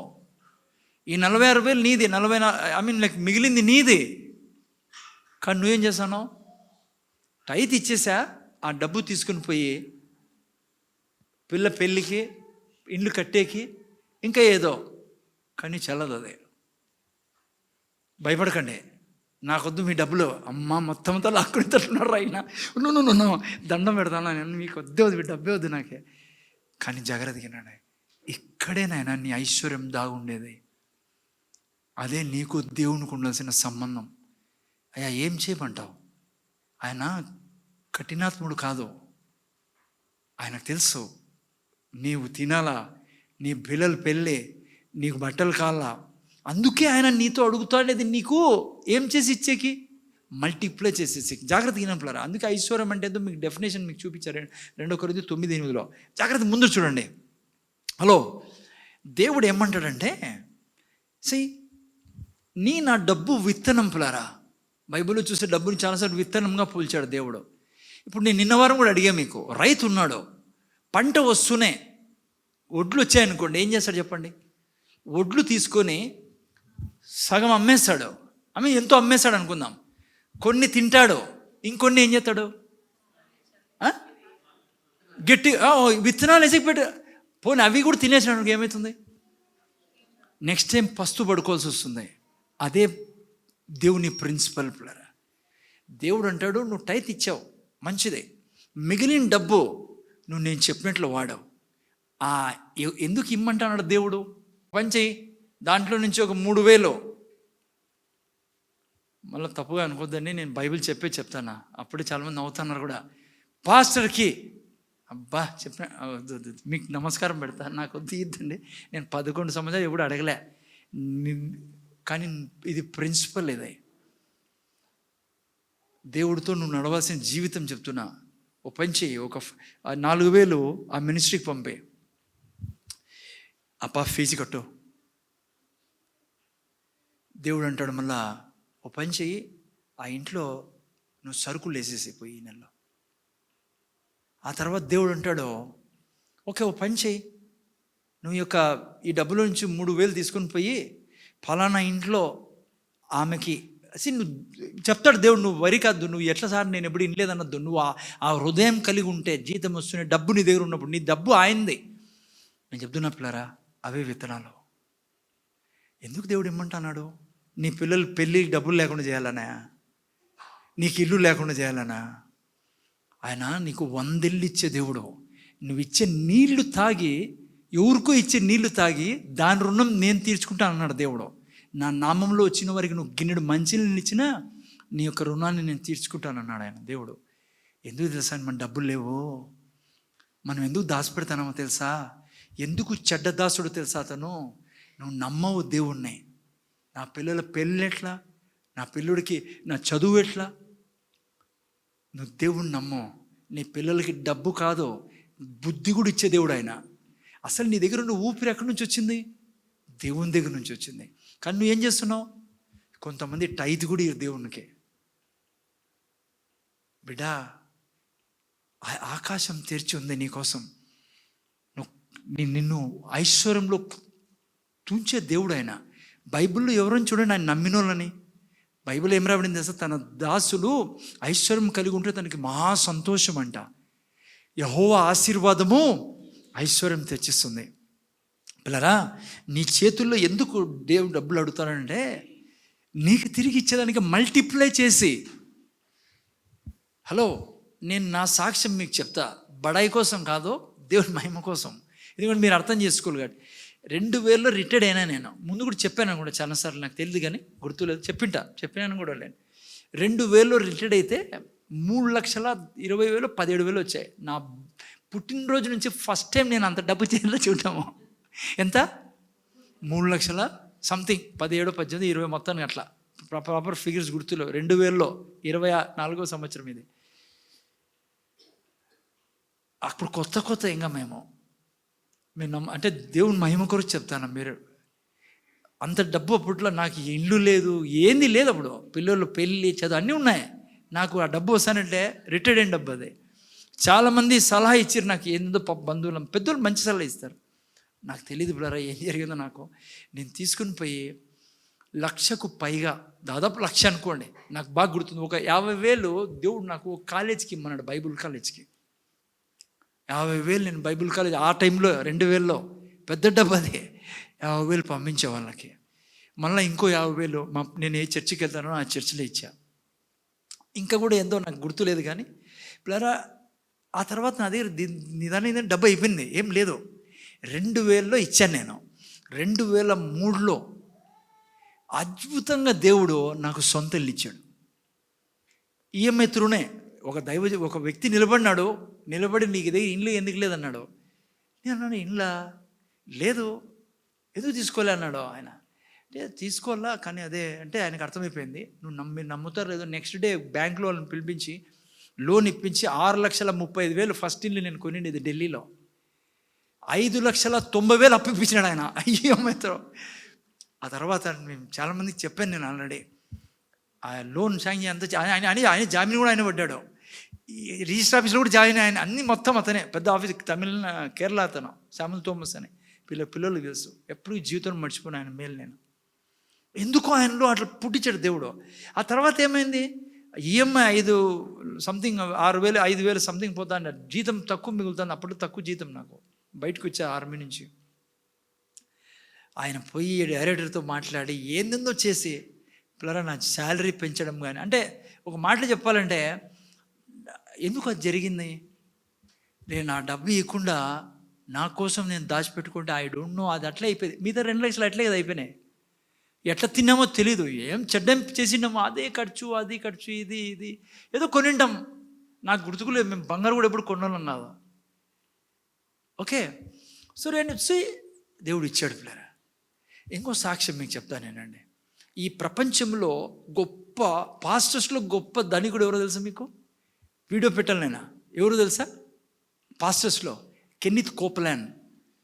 ప్రపంచంలో అది గొప్ప అతని ఫేస్ అది. వినండి. ఈయన దగ్గర ఏం లేకపోయా ఒకప్పుడు స్టార్టింగ్లో $50 ఉండే ఈయన దగ్గరంట. దేవుడు ఎవరో చెప్పినాడు, ఇదే ప్రీచింగ్ విన్నాడు ఆయన. మీకు తెలుసా ఈ ప్రీచింగ్? దాదాపు ఆయన ప్రీచ్ చేసే ప్రీచింగ్ ఇది. కెన్నిత్ హేగిన్ బైబుల్ కాలేజ్ నుంచి చదివాడు. నేను కెన్నిత్ హేగిన్ బైబుల్ కాలేజ్ నుంచి నేను నేర్చుకునేది ఈ విషయాలు, మీకు చెప్తాను విషయాలు. జాగ్రత్త తిన్నాను పిల్లరా. ఈ దేవుడు అన్నాడు కెన్నిత్ హేగిన్ మినిస్ట్రీస్కి, కెన్నిత్ కోప్లాండ్ ఇతని పేరు, హేగిన్ మినిస్ట్రీస్కి $50,000 అన్నాడు. ఈయన దగ్గర $50 ఉండేది 50. ఈయన అన్నాడు $50,000 నేను అడిచాడు. నా దగ్గర దేవుడు ఏమన్నాడు తెలుసా, స్టార్ట్ చేయి ఇప్పుడు నుంచి, నువ్వు ఇచ్చే తీరాలి $50,000 అన్నప్పుడు $50 ఉంటే ఇచ్చి ఆ రోజు నుంచి ఉద్యోగం మొదలుపెట్టి ఇవ్వడం మొదలుపెట్టాడు పిల్లరా. అంటే ఆయన అద్భుతంగా ఆ సాక్ష్యంలో చాలా తొందరగా $50,000 ఇచ్చేశాడు. ఎందుకంటే దేవుడు ఇక్కడ దీవిస్తాను. ఇత్తనాలు వస్తా ఉంటాయి పిల్లరా. చెట్టు వేసినాను, ఒక ఇత్తనమే వేసినాను, కానీ ఎన్నో సార్ మీకు తెలుసు. ఈ విధంగా కొంతకాలంలోనే అన్నీ ఇచ్చి ఆయనకి ఇంకా ఎక్కువ ఇచ్చాడు పిల్లరా. ఈరోజు ప్రపంచంలోనే గొప్ప ధనికుడైన పాస్టర్స్లో రొనాల్డ్ బోంకే మీటింగ్ జరుగుతాయి ఆఫ్రికాలో.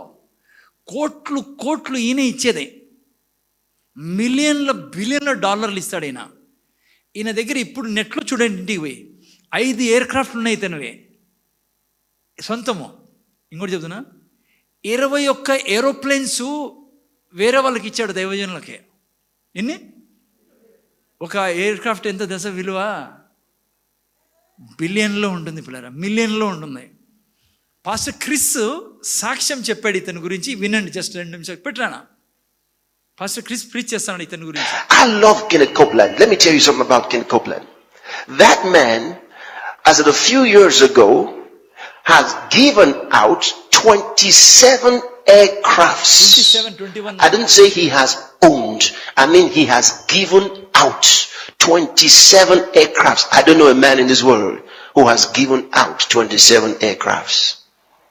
I didn't say 27 cars. I said 27 airplanes that he has given out. But there was a time in his life where he said he didn't have, he would give out somewhat until he didn't have anything to give. Sometimes he'd be in church and take out his pen and he'd give it in the offering. He said, I just had to give to God. I just had to give to God. The time he and his wife had to sell everything they had just to give to God. చాలండి. Just మీరు కానీ ఇంట్లో పోయి వినుకోండి. ఇదేమని ఈరోజు ప్రపంచంలో గొప్ప ధనికుడు పాస్టర్స్లో ఎక్కడి నుంచి వచ్చాయి? $50 లేవు ఒకప్పుడు. మళ్ళీ దొంగతనము అది కాదు, మళ్ళీ తనకు అందుకే మైండ్కి అవకాశం ఇక్కడ రీజనింగ్ ఎతికేదానికి. సార్ నా జీతం ఇంత, నేను ఇప్పుడు దాచిపెట్టుకుంటేనే కదా. నో నో నో నో, నీ జీతం మీద ఆధారపడుకో, దేవుని యొక్క వాగ్దానం మీద ఆధారపడు. మా ఇంటన్నారు. రెండో పాయింట్, ఇక్కడ కూర్చున్నారు మీరు ఈరోజు, వినిపోకండి, దాన్ని మొదలు పెట్టండి.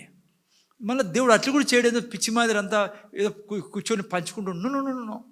దేవుని దగ్గర ఉన్న ఆయన చెప్తాడు నీకు. అంటే నేను నేర్పిస్తాను ఏమంటే, నీలో దాచుకొని పిసినార్తనము, నాకే, నాది, నేను వద్దు. నీకు గొప్ప ధనికుడుగా నీ జీవితాన్ని చూడాలంటే, నీ పిల్లల్లో ఐశ్వర్యాన్ని చూడాలంటే, వారి వివాహ విషయంలో ఏదైనా నిన్ను వర్ధిల్ల చేసే దేవుడు ప్లరా. నేను ఒక దైవజనుడు సాక్ష్యం వింటా అండి ప్లరా, భార్యాభర్తలు ఇద్దరు కలిసి 16,000 సంపాదిస్తానంట వాళ్ళు. దేవుడు ఇదే ప్రీచింగ్ మీరు వింటానారే, తను విన్నాడు. వినిన తర్వాత టైత్ ఇచ్చేసిన తర్వాత కూడా వాళ్ళు, దేవుడు చెప్పాడు 3,000 ఆ పాపకి ఇచ్చేసే చర్చిలో, 2,000 ఆ పాపకి. వాళ్ళ దగ్గర ఉందా లేదా అని కూడా చూసేవారు కాదు వాళ్ళు. నిన్న వారం కూడా చెప్పాను నేను మీకు. ఒకసారి 3,000 ఉంటే 3,000 ఇమ్మనండి దేవుడు.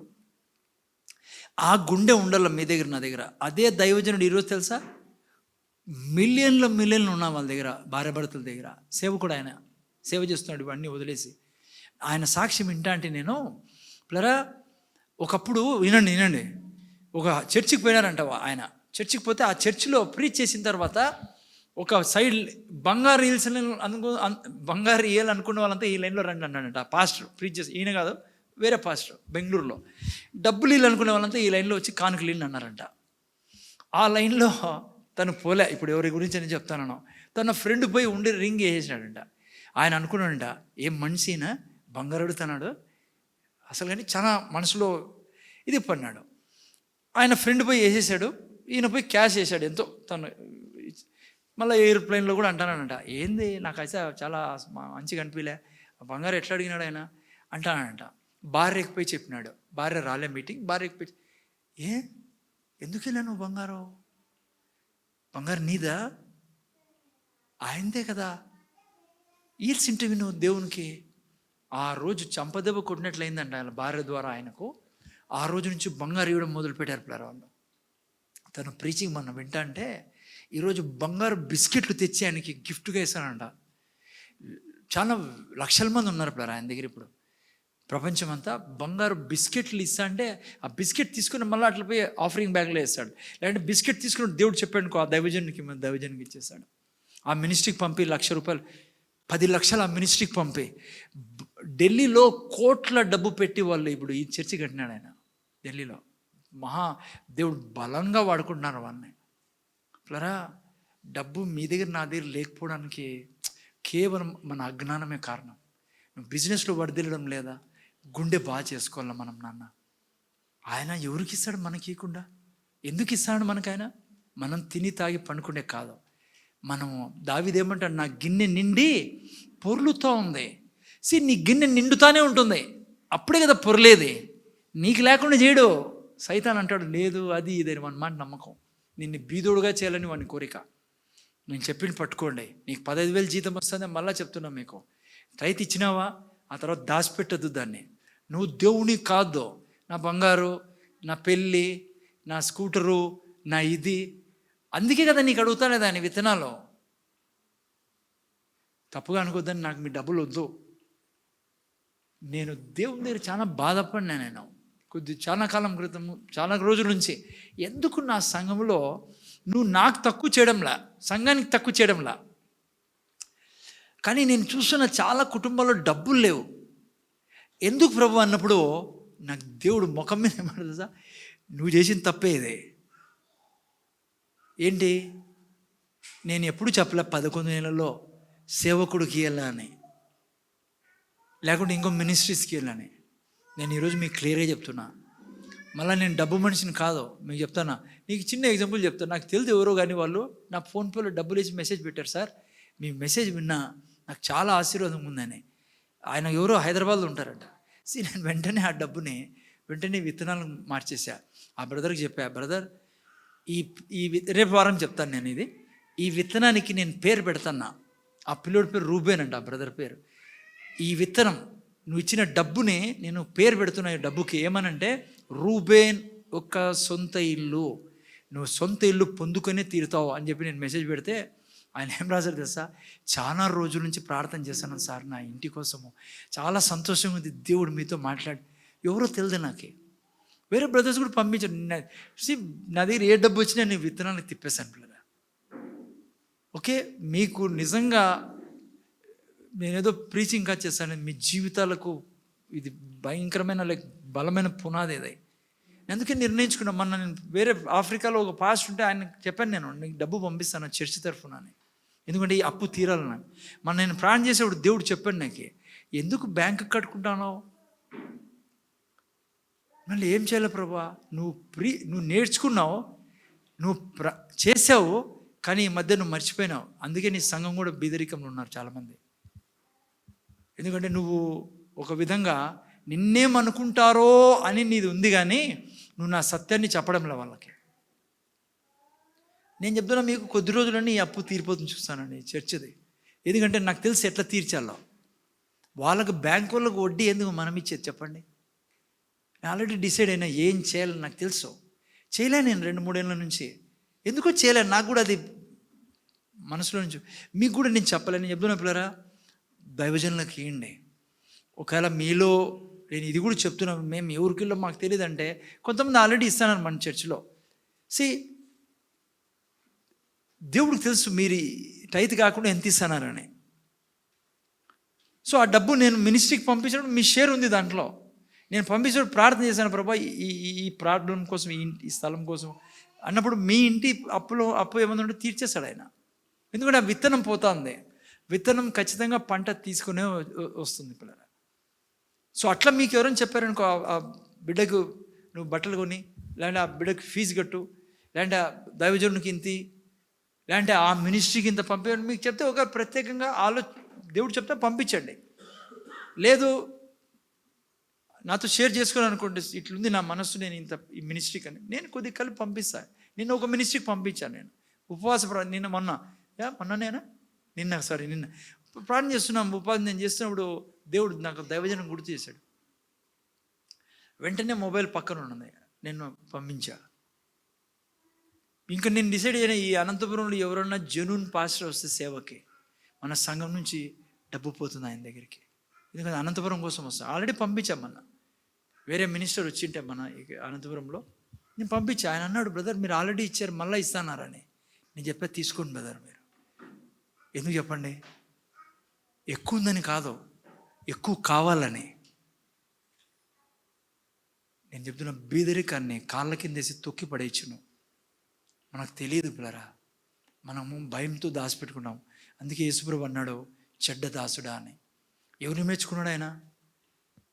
ఆ 5కి 5 తలాంతులు సంపాదించుకున్నారు. వాళ్ళు ఏం చేశారు? దాంతో బిజినెస్ చేశారు, దాంతో వ్యాపారం చేశారు. వీడేం చేశాడు? దాచిపెట్టాడు.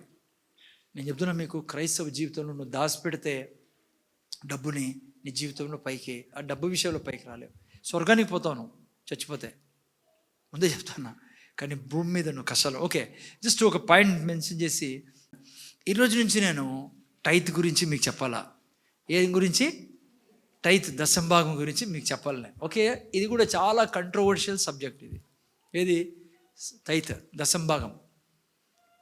ఎక్కడ దేవుడు ఏ దాని గురించి ఇష్టపడతాడో సాతాను దానికి రంధ్రాలు పెట్టేసి ఉంటాడు పిల్లరా. ఈరోజు చాలామంది కన్ఫ్యూజన్లు ఉన్నారు. ఎవరికి? క్రైస్తవులకే మహా కన్ఫ్యూజన్. ఏంది?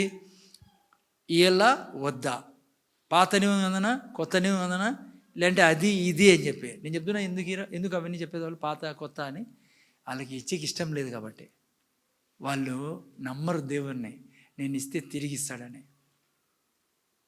అందుకే ఈరు. కానీ వాస్తవానికి ఏంటి దశంభాగం అంటే మీరు చూసినట్లయితే హీబ్రూ వర్డ్ ఏంటంటే మసర్ అని అర్థం. దీనికి మసర్, MASR, దానికి అర్థము 10వ భాగము అని అర్థం. ఓకేనా? సో ఓకే, నేను కొద్దిగా చెప్తా, రేపు వారం మీతో చెప్తాను. ఓకే, నా దగ్గర ఒక 5-6 నిమిషాలు అనుకోండి. ఓకే, మీరు చూసినట్లయితే పిల్లరా, దశంభాగము అంటూనే మీరు తీయండి. దశంభాగం ఎక్కడ రాయబడింది అమ్మా? నాకు తెలుసు మీరు మల్లాకి అంటారు, అందుకే అడిగింది. దశంభాగం గురించి బైబిల్లో మొదటి పుస్తకంలో ఆరంభమైంది. అక్కడే యాక్చువల్గా టైత్ గురించి క్లియర్గా మీకు అర్థమయ్యేది. మల్లాకి 3 పోతాం కాబట్టి సగం తెలుసు, సగం రాదు మనకి. ఓకే, ఆదికాండం 14:18. మీకు తెలుసా పిల్లరా, ఒక ప్రిన్సిపల్ ఉంది బైబిల్లో. ఏంటది? లా ఆఫ్ ఫస్ట్ మెన్షన్, లేకుంటే లా ఆఫ్ ఫస్ట్ అకరెన్స్ అంటారు. లా ఆఫ్ ఫస్ట్ అకరెన్స్ మీకు తెలిసిన చర్చికి ఏం దాని అర్థం అంటే, ఎక్కడ మొదటిసారి ఏ విషయం కోసం రాయబడిందో అక్కడే దానికి సంబంధించి మొత్తం డీటెయిల్ దొరికింది, ఎక్కువ సమాచారం దొరికేది. అమ్మ అర్థమైంది ఏం చెప్పాను? ఎక్కడ మొదటిసారి రాసింటారో ఆ విషయం గురించి అక్కడే ఎక్కువ విషయాలు, ఆ సబ్జెక్ట్ గురించి ఎక్కువ తెలిసేది మనకి. సో అందుకే టైత్ ఎక్కడ రాశారు? ఫస్ట్ సారి ఆదికాండం 14లో రాశారు. ఓకేనా? చదవండి ఎవరన్నా 18వ వాక్యంలో. మరియు షాలేము రాజైన మెల్కీసెదెకు రొట్టెను ద్రాక్షారసమును తీసుకొని వచ్చాను. ఓకే, బ్యాక్గ్రౌండ్ కాంటెక్స్ట్ మీకు చెప్తాను. అబ్రహాం గురించి రాయబడింది, ఇక్కడే ఫస్ట్ టైత్ రాయబడింది. అబ్రహాము మరి యుద్ధానికి పోయాడు, మీకు తెలుసు కదా. 5 మంది రాజులు సోదొమ మీదకి వచ్చారు. లోతుని తీసుకొని పోయారు వాళ్ళు, ఆస్తి అంతా తీసిపోయారు, సోదొమ రాజుని తీసిపోయారు. మొత్తం తీసిపోయినప్పుడు అబ్రహాంకి సమాచారం వచ్చినప్పుడు అబ్రహాము తన దగ్గర ఉండే 318 మంది పని చేసేవాళ్ళు సర్వెంట్స్ని తీసుకెళ్ళి యుద్ధంని జయించి, అంటే ఆ రాజుని జయించి అందరినీ వాపస్ తీసుకొచ్చింటాడు, ఆస్తి అంతటిని. సో ఆ టైంలో ఈ యొక్క మెల్కీసెదెక్ అనే వ్యక్తి, చెప్పాలంటే ఒక విచిత్రమైనగా అనిపిస్తుంది ఈ వ్యక్తి గురించి. ఓకే, మిస్టీరియస్ పర్సన్ అనొచ్చు మనం ఇంగ్లీష్లో. జాగ్రత్తగా వినండి. ఈయన ఎవరంటే తల్లి తండ్రి లేనివాడు.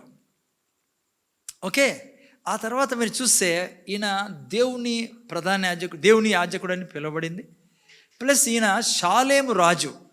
షాలేం అంటే ఎక్కడి నుంచి వచ్చి షాలేం అనే పదం అంటే షాలోం నుంచి, లేకుంటే నీతి అనే పదంలో నుంచి కూడా వచ్చింది, రైచియస్నెస్ నుంచి. జనరలీ చాలామంది బిలీవర్స్ నమ్మేది ఏమంటే, నన్ను ఏంటన్నారా, యేసు ప్రభు ఈయన ఒక మనిషి రూపంలో పాత నిబంధన గ్రంథంలో అక్కడ రావడం జరిగింది. మెల్కీసెదెక్ ఎవరు? యేసు ప్రభు అని చాలామంది విశ్వాసులు విశ్వసిస్తారు. ఓకే, సరే, ఇక్కడ ఏం జరిగిందంట, మెల్కీసెదెక్ ఏం చేసే, చదువు నేను ఇప్పుడు 18వ వాక్యం. మరియు షాలేము రాజైన మెల్కీసెదెకు రొట్టెను ద్రాక్షరసమును తీసుకొని వచ్చెను. చదువు పోన్లే. అతడు సర్వోన్నతుడగు దేవునికి యాజకుడు. ఓకే, ఇక్కడ చూస్తే ఏం తీసుకొని వచ్చాడంట మెల్కీసెదెకు? రొట్టె రసం. సో బైబిల్లో ఎవరు తీసుకొచ్చారు రొట్టె రసం? ఇంకో చోట యేసు ప్రభు అన్నాడు శిష్యులతో, ఏమని?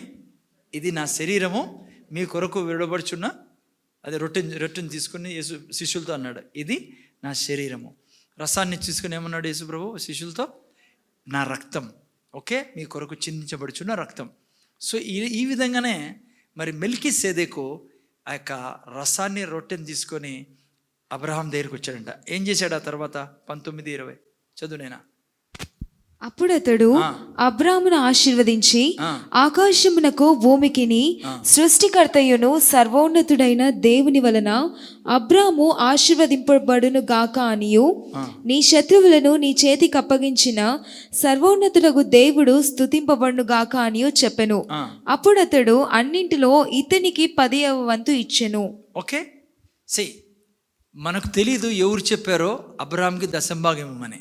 కానీ ఇక్కడ కాంటెక్స్ట్ బట్టి చూసినప్పుడు ఒకటి, దేవుడన్నా చెప్పిండాలి అబ్రహాంకి దశంభాగం ఇమ్మని.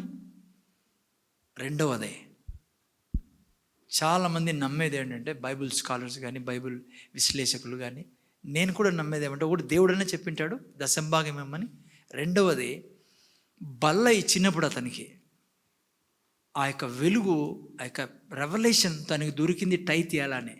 ఎందుకంటే బల్ల ఇచ్చినప్పుడు యేసు ప్రభు కూడా ఎమాస్ దారిలో పోయేటప్పుడు ఇద్దరు శిష్యులకి యేసు ప్రభు ఏం చేస్తాడు, రొట్టె విడిచినప్పుడు, రొట్టె ఇచ్చినప్పుడు ఏమవుతుంది వాళ్ళిద్దరికి,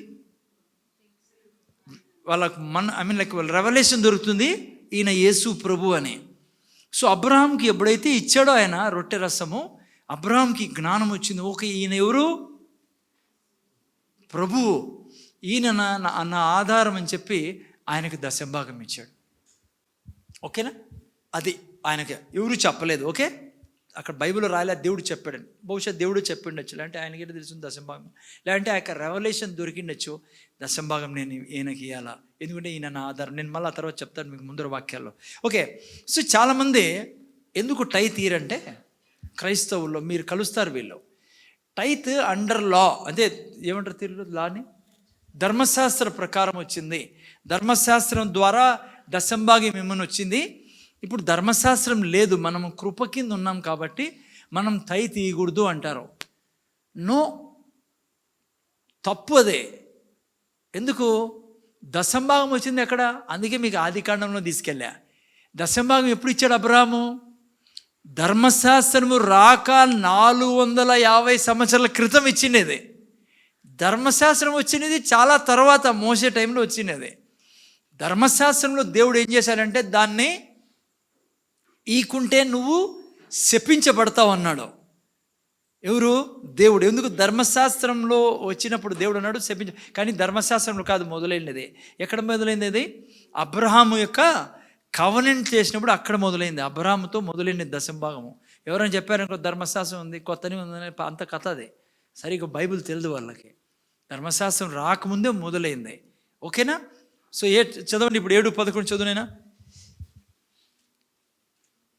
చదవండి. 7:11 హెబ్రీ రాసిన పత్రిక, సారీ హెబ్రీ 7:11 చదువు. ఇంతకుముందు ఏం చదివా, ఆదికాండం. ఓకే, మీరు చూస్తే పిల్లరా, దేవుడు ఎందుకు ఇచ్చాడు మెల్కీసెదెకు, చదివిన తర్వాత చెప్తాను నేను. చదువునైనా. ఆ లేవీయులు యాజకులై ఉండగా ప్రజలకు ధర్మశాస్త్రం ఇవ్వబడెను కనుక ఆ యాజకుల వలన సంపూర్ణ సిద్ధి కలిగినెడల అహరోను క్రమములో చేరిన వాడని చెప్పబడక మెల్కీసెదెకు క్రమము చొప్పున వేరొక యాజకుడు రావాల్సిన అవసరమేమి. చదివేసావా, అయిపోయింది. నేను జాగ్రత్త వినండి. చిన్న మాట చెప్పి నేను ముగిసే, టైం తక్కువ ఉంది. ఆ లేవీయులు యాజకులై ఉండగా ప్రజలకు ధర్మశాస్త్రం ఇవ్వబడిన కనుక ఆ యాజకుల వలన సంపూర్ణ సిద్ధి కలిగిన ఎడల అహరోను క్రమంలో చేరిన వాడని చెప్పబడిన మెల్కీసెదెకు క్రమం చెప్పున వేరొక యాజకుడు రావాల్సిన అవసరం ఏమి. ఓకే, జాగ్రత్త ముందర చూడండి, సింపుల్గా చెప్తా తెలుగులో మీకే. ఇక్కడ ఏం వాక్యం చెప్తాందంటే, యాజకులు ఉండేవాళ్ళు ఎప్పుడు, ధర్మశాస్త్ర సమయంలో యాజకులు ఏం చేసేవాళ్ళు, బలులు అర్పించేవాళ్ళు. పాత నిబంధనలో ధర్మశాస్త్రం. ధర్మశాస్త్రము కానీ యాజకుల వలన కానీ మీకు నాకు ఏం రాలేదు, మనిషికి నీతి వచ్చేది, మీకు నాకే కదా, ఎవరికి ఏం రాదు, నీతి వచ్చేది కాదు. యాజకుల ద్వారా బలులు ఇచ్చినప్పుడు వాళ్ళ యొక్క పాపములు కప్పబడేటివి. అక్కడ ఏం రాబడిందంటే, వాళ్ళ ద్వారా నీతి వచ్చేటట్ల ఏంటే ఇంకో యాజకుడు అవసరం లేదు, వాళ్ళ ద్వారా రాదు కాబట్టే ఇంకో యాజకుడిని దేవుడు తేవాల్సి వచ్చింది, ఆయనే మెల్కీసెదెకు అని రాయబడింది. ఆ తర్వాత ఆ క్రమములోనే ఎవరు వచ్చారంట, యేసు ప్రభు వచ్చాడు. ఇంటానండి, జస్ట్ సింపుల్ చెప్తాను మీకు. యేసు ప్రభు వచ్చాడు. అందుకే యాజకులు ఏ గోత్రానికి చెందిన వాళ్ళు చెప్పాలి, ఎవరు ఏ గోత్రానికి చెందినవారు, లేవి గోత్రానికి చెందిన వాళ్ళు. వీళ్ళంతా ఎవరు పిల్లలు, అహరోను పిల్లలు. అర్థమైందనైనా, లేవి గోత్రానికి చెందిన వాళ్ళు. కానీ యేసు ప్రభు ఏ గోత్రానికి చెందినవాడు, యూదా గోత్రానికి చెందినవాడు. ఎందుకు, జాగ్రత్తగా వినండి. ఓకే, సింపుల్గా ఇట్లా చెప్తాను మీకు. ధర్మశాస్త్రము కానీ యాజకులు కానీ దేవుడు టెంపరీగా పెట్టాడు మధ్యలో తీసుకొచ్చి. ఎందుకు, వీరి పాపములు కప్పబడేదానికి. ఓకేనా, కానీ ఎప్పుడైతే యేసు ప్రభు వచ్చాడో ఈ యొక్క ధర్మశాస్త్రాన్ని, యాజకత్వాన్ని తీసేశాడు పిల్లరా. అర్థమైందా? అది టెంపరరీ, దేవుడు ప్లాన్లో లేదు. అది దేవుడు యాక్చువల్గా సృష్టించినప్పుడు, మనిషిని సృష్టించినప్పుడు ఇవన్నీ దేవుని దగ్గర లేకపోయా. కానీ పాపం రావడం ద్వారా దేవుడు మధ్యలో ఈ బలులను, యాజకుని తీసుకొచ్చాడు. ఇప్పుడు ప్రధాన యాజకుడు యేసుక్రీస్తు వచ్చి ఏం చేశాడు? మీకు నాకు తెలుసు, మీకు నాకు నీతిని ఇచ్చాడు పిల్లరా. ఓకే, సో ఇది టెంపరరీ కోసం పెట్టాడు. కాబట్టి యాజకులకు పోయి దశంభాగం ఇచ్చేవాళ్ళు ఈ టైంలో. అందుకే ఈకుంటే వాళ్ళ మీద శాపం వచ్చేది ఇజ్రాయెల్ జనాంగం మీద. ఇప్పుడు నన్ను జాగ్రత్తగా వినరా. సో ఇది రాకముందే దశంభాగం ఎవరికి ఇచ్చేవాడు? అబ్రహాం ఎవరికి ఇచ్చాడు? మెల్కీసెదెకు. ఎందుకు? ఆ యాజక్రమం వేరే క్రమం అది. ఆ యాజక్రమంలోనే ఎవరు వస్తున్నారు? యేసు ప్రభు పిల్లరా. ఓకే, ఇప్పుడు దీన్ని పక్కన తీసేశాడు. ఏదాన్ని? ధర్మశాస్త్రాన్ని, యాజకుల్ని. ఇప్పుడు అబ్రహాము ఏ రీతిగా టైత్ ఇచ్చినప్పుడు మెల్కీసెదెకు తీసుకున్నాడు కదా, ఇప్పుడు టైత్ ఇచ్చేటప్పుడు ఎవరు తీసుకుంటారో తెలుసా? యేసు ప్రభు తీసుకుంటాడు. అందుకే ధర్మశాస్త్రానికి టైత్కి సంబంధం. ఆ టైంలో ఇచ్చారు వాళ్ళు, దేవుడు ఆజ్ఞగా పెట్టాడు. టైత్ అనేది దేవుడు మొదలుపెట్టిండేదే. అందుకే విశ్వాసంతో నడిచిన అబ్రహాము దేవుడు టైత్ ఇచ్చాడు. ఎవరికి? మెల్కీసెదెక్కి, ఆ యాజకునికి. ఇప్పుడుకి యాజకున్నాడు. ఎవరు ఆ యాజకుడు? యేసు ప్రభు, ప్రధాన యాజకుడు. అందుకే చూడండి, ఈ వాక్యం చదవండి, ముగిస్తాను. ఏ వాక్యం అంటే 8వ అధ్యాయం, ఎబ్రిల్ రాసిన పత్రిక. ఓకే, 7వ అధ్యాయం, 7:8 చదువు నేను. 7:8 వాక్యం చాలా ఇంపార్టెంట్ వాక్యం ఇది. మరియు లేవి క్రమము చూడగా చావునకు లోనైన వారు, జాగ్రత్త, లేవి క్రమం చూడగా చావునకు లోనైన వారు 10వ వంతులను పుచ్చుకొనుచున్నారు. వింటానరా? ముందు ఎవరు పుచ్చుకుంటారు? 10వ వంతును లేవీలు పుచ్చుకుంటారు కదా. సిస్టర్ తబితశ్రీ వింటున్నారు కదా. ఆ టైంలో ఎవరు పుచ్చుకుంటున్నారు? లేవీలు. ఇంకా చదువు నేను ఆటి నుంచి. అయితే ఈ క్రమము చూడగా జీవించుచున్నాడని సాక్ష్యం పొందినవాడు పుచ్చుకొనుచున్నాడు. ఇప్పుడు ఎవరు జీవించుచున్నాడు? ఎవరు మీ టైత్ తీసుకునేది? మీరు అంటారు బ్యాగ్లో వేసాను సార్, ఎవరు తీసుకుంటారు మాకేంది సార్? కాదు, గుర్తుపెట్టుకోండి. రేపు వారం మళ్ళీ ఇంకొద్ది క్లియర్ చేస్తా, టైం అవుతుంది. దాంట్లో ఇది టెంపరరీ సెటిల్మెంట్. ఏంటి? లా, ధర్మశాస్త్రం కానీ యాజకులు కానీ యాజకులకు ఇవ్వడం. ముందు నుంచి దేవుడు ప్లాన్ ఉంది. ఏంటి? దశంభాగం నాకు ఇవ్వాలా అని. అందుకే మెల్కీసెదెకు ఇచ్చాడు. మెల్కీసెదెకు ఏమి ఇచ్చాడు? అబ్రహాంకి ఏమిచ్చాడు? మెల్కీసెదెకు ఇప్పుడు రొట్టె రసం ఏదానికి గుర్తు? రక్షణ గుర్తు, తన శరీరానికి, రక్తానికి. ఓకే, ఆ యొక్క టెంపరరీ పక్కన తీసి దాన్ని మళ్ళీ కనెక్ట్ చేశాడు. ఇప్పుడు మెల్కీసెదెకు తీసుకున్నట్లే నువ్వు టైత్ ఇచ్చినప్పుడు ఎవరు తీసుకున్నారో తెలుసా? సాక్షాత్తు యేసు ప్రభు.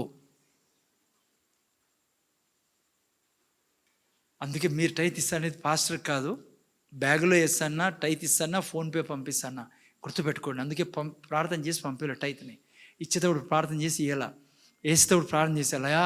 కృతజ్ఞతలు. ప్రధాన యాజకుడుగు, నీ చేతిలో ఇచ్చే కృపను నాకు ఇచ్చావు. ఇదిగో తండ్రి, ఇది మహిమ, నీ మహిమ కొరకు ఇస్తానా, నీ రాజ్యం కొరకు ఇస్తానని ఇవ్వాలా. ఎందుకు ఇచ్చాడు అబ్రహాము? పల్లె ఇచ్చాడు. ప్లస్ ఎందుకు టైత్ ఇస్తాడంటే, నీవే నా ఆధారము. ఏం చెప్పాడు అబ్రహాము సొదొమ రాజుతో? బూట్ లేస్ కూడా నాకు వద్దు, ఎందుకంటే నాకు నా ఆధారం ఎవరు? ఇంగ్లీష్లో బలి రాబడింది, నా చేతులు యెహోవా దిక్కు ఎత్తి ఉన్నా. నువ్వు టైత్ ఇచ్చేటప్పుడు ఏం చెప్తానో తెలుసా? దేవునికి, నీవు నా ఆధారము, నా చేతులు నీ దిక్కు ఎత్తి ఉన్నా. ఎందుకో తెలుసా? నీ కుమారుడుగు, ప్రధాన యాజకుడుగు యేసు క్రీస్తు రక్తము ద్వారా, ఆయన శరీరం ద్వారా నువ్వు నాకు నీతినిచ్చిన దేవుడవు. నా ఆధారం నువ్వు స్వామి. ఇదిగో నువ్వు ఇచ్చింది ఇదే. ఆ సంపాదన ఎవరు ఇచ్చారంట? అది అబ్రహాంకి. ఆ సంపాదన అంతా దేవుడు ఇచ్చాడు. అందుకే అది విజయం సాధించినది యుద్ధంలో. ఇప్పుడు నువ్వు టైత్ ఇచ్చినప్పుడు దేవునితో ఏమన్నా తెలుసా? నా జీవితంలో ప్రతి యుద్ధానికి విజయం ఇచ్చింది నువ్వు నా ఆధారము. నీ రక్తం ద్వారా, నీ కుమారుడు రక్తం ద్వారా, ఆయన మరణం ద్వారా జీవం లభించింది తండ్రి. ఈ డబ్బు నీది, ఇదిగో దీంట్లో నేను కృతజ్ఞతగా దశంభాగం ఇస్తాను. రేపు వారం చూసుకుందాం, టైం లేదు, కళ్ళు మూసుకుందాం, ప్రార్థన చేసుకుందాం. తండ్రి, నీ కృతజ్ఞతలు నేను మేము విన్న వాక్యాలు మర్చిపోకుండా సాయం. చాలా అతి ముఖ్యమైన అంశాలు ఇవి, వాక్యాలు ఇవి. ఇంతవరకు పొరపాటు చేశాం, మేము దాచుకోవడము, పిసినార్తనము చేసి మేమే కష్టాల్లో పడ్డాం తండ్రి. ఎందుకంటే నువ్వు మారని దేవుడివి. నీ సిద్ధాంతాలు ఎప్పటికీ మార్చుకోవు నువ్వు. మేము ఎంత సమస్యలు పడినా మేమేం మారాలి. ఈరోజు బిడ్డలు విన్నారు తండ్రి, ఎక్కడి నుంచి ఆ యొక్క సైతాన్ యొక్క సలహాను తీసుకోకుండా మేము ఎంత నీ రాజ్యం కొరకు ఇస్తామో తిరిగి నువ్వు ఇచ్చే దేవుడు, అబద్ధం చెప్పని దేవుడివి. ఈయుడి మీకు తిరిగి ఇవ్వబడును, అదిమి కుదిలించి పొంగి దిగజారినట్లు ఇస్తానన్నావు. నువ్వు మాట నెరవేర్చే దేవుడు. సహాయం చేయమని, విన్న వాక్యాలు మర్చిపోకుండా కృప చూపమని యేసే నామమున వేడుకొంచున్నాం తండ్రి. దేవుని ఆశీర్వాదం తీసుకుందాం. యేసే కృప, దేవుని ప్రేమ, పరిశుద్ధాత్మిక సహవాసం మనకు మన కుటుంబాలకు ఇప్పుడు సదాకాలం తోడును గాక.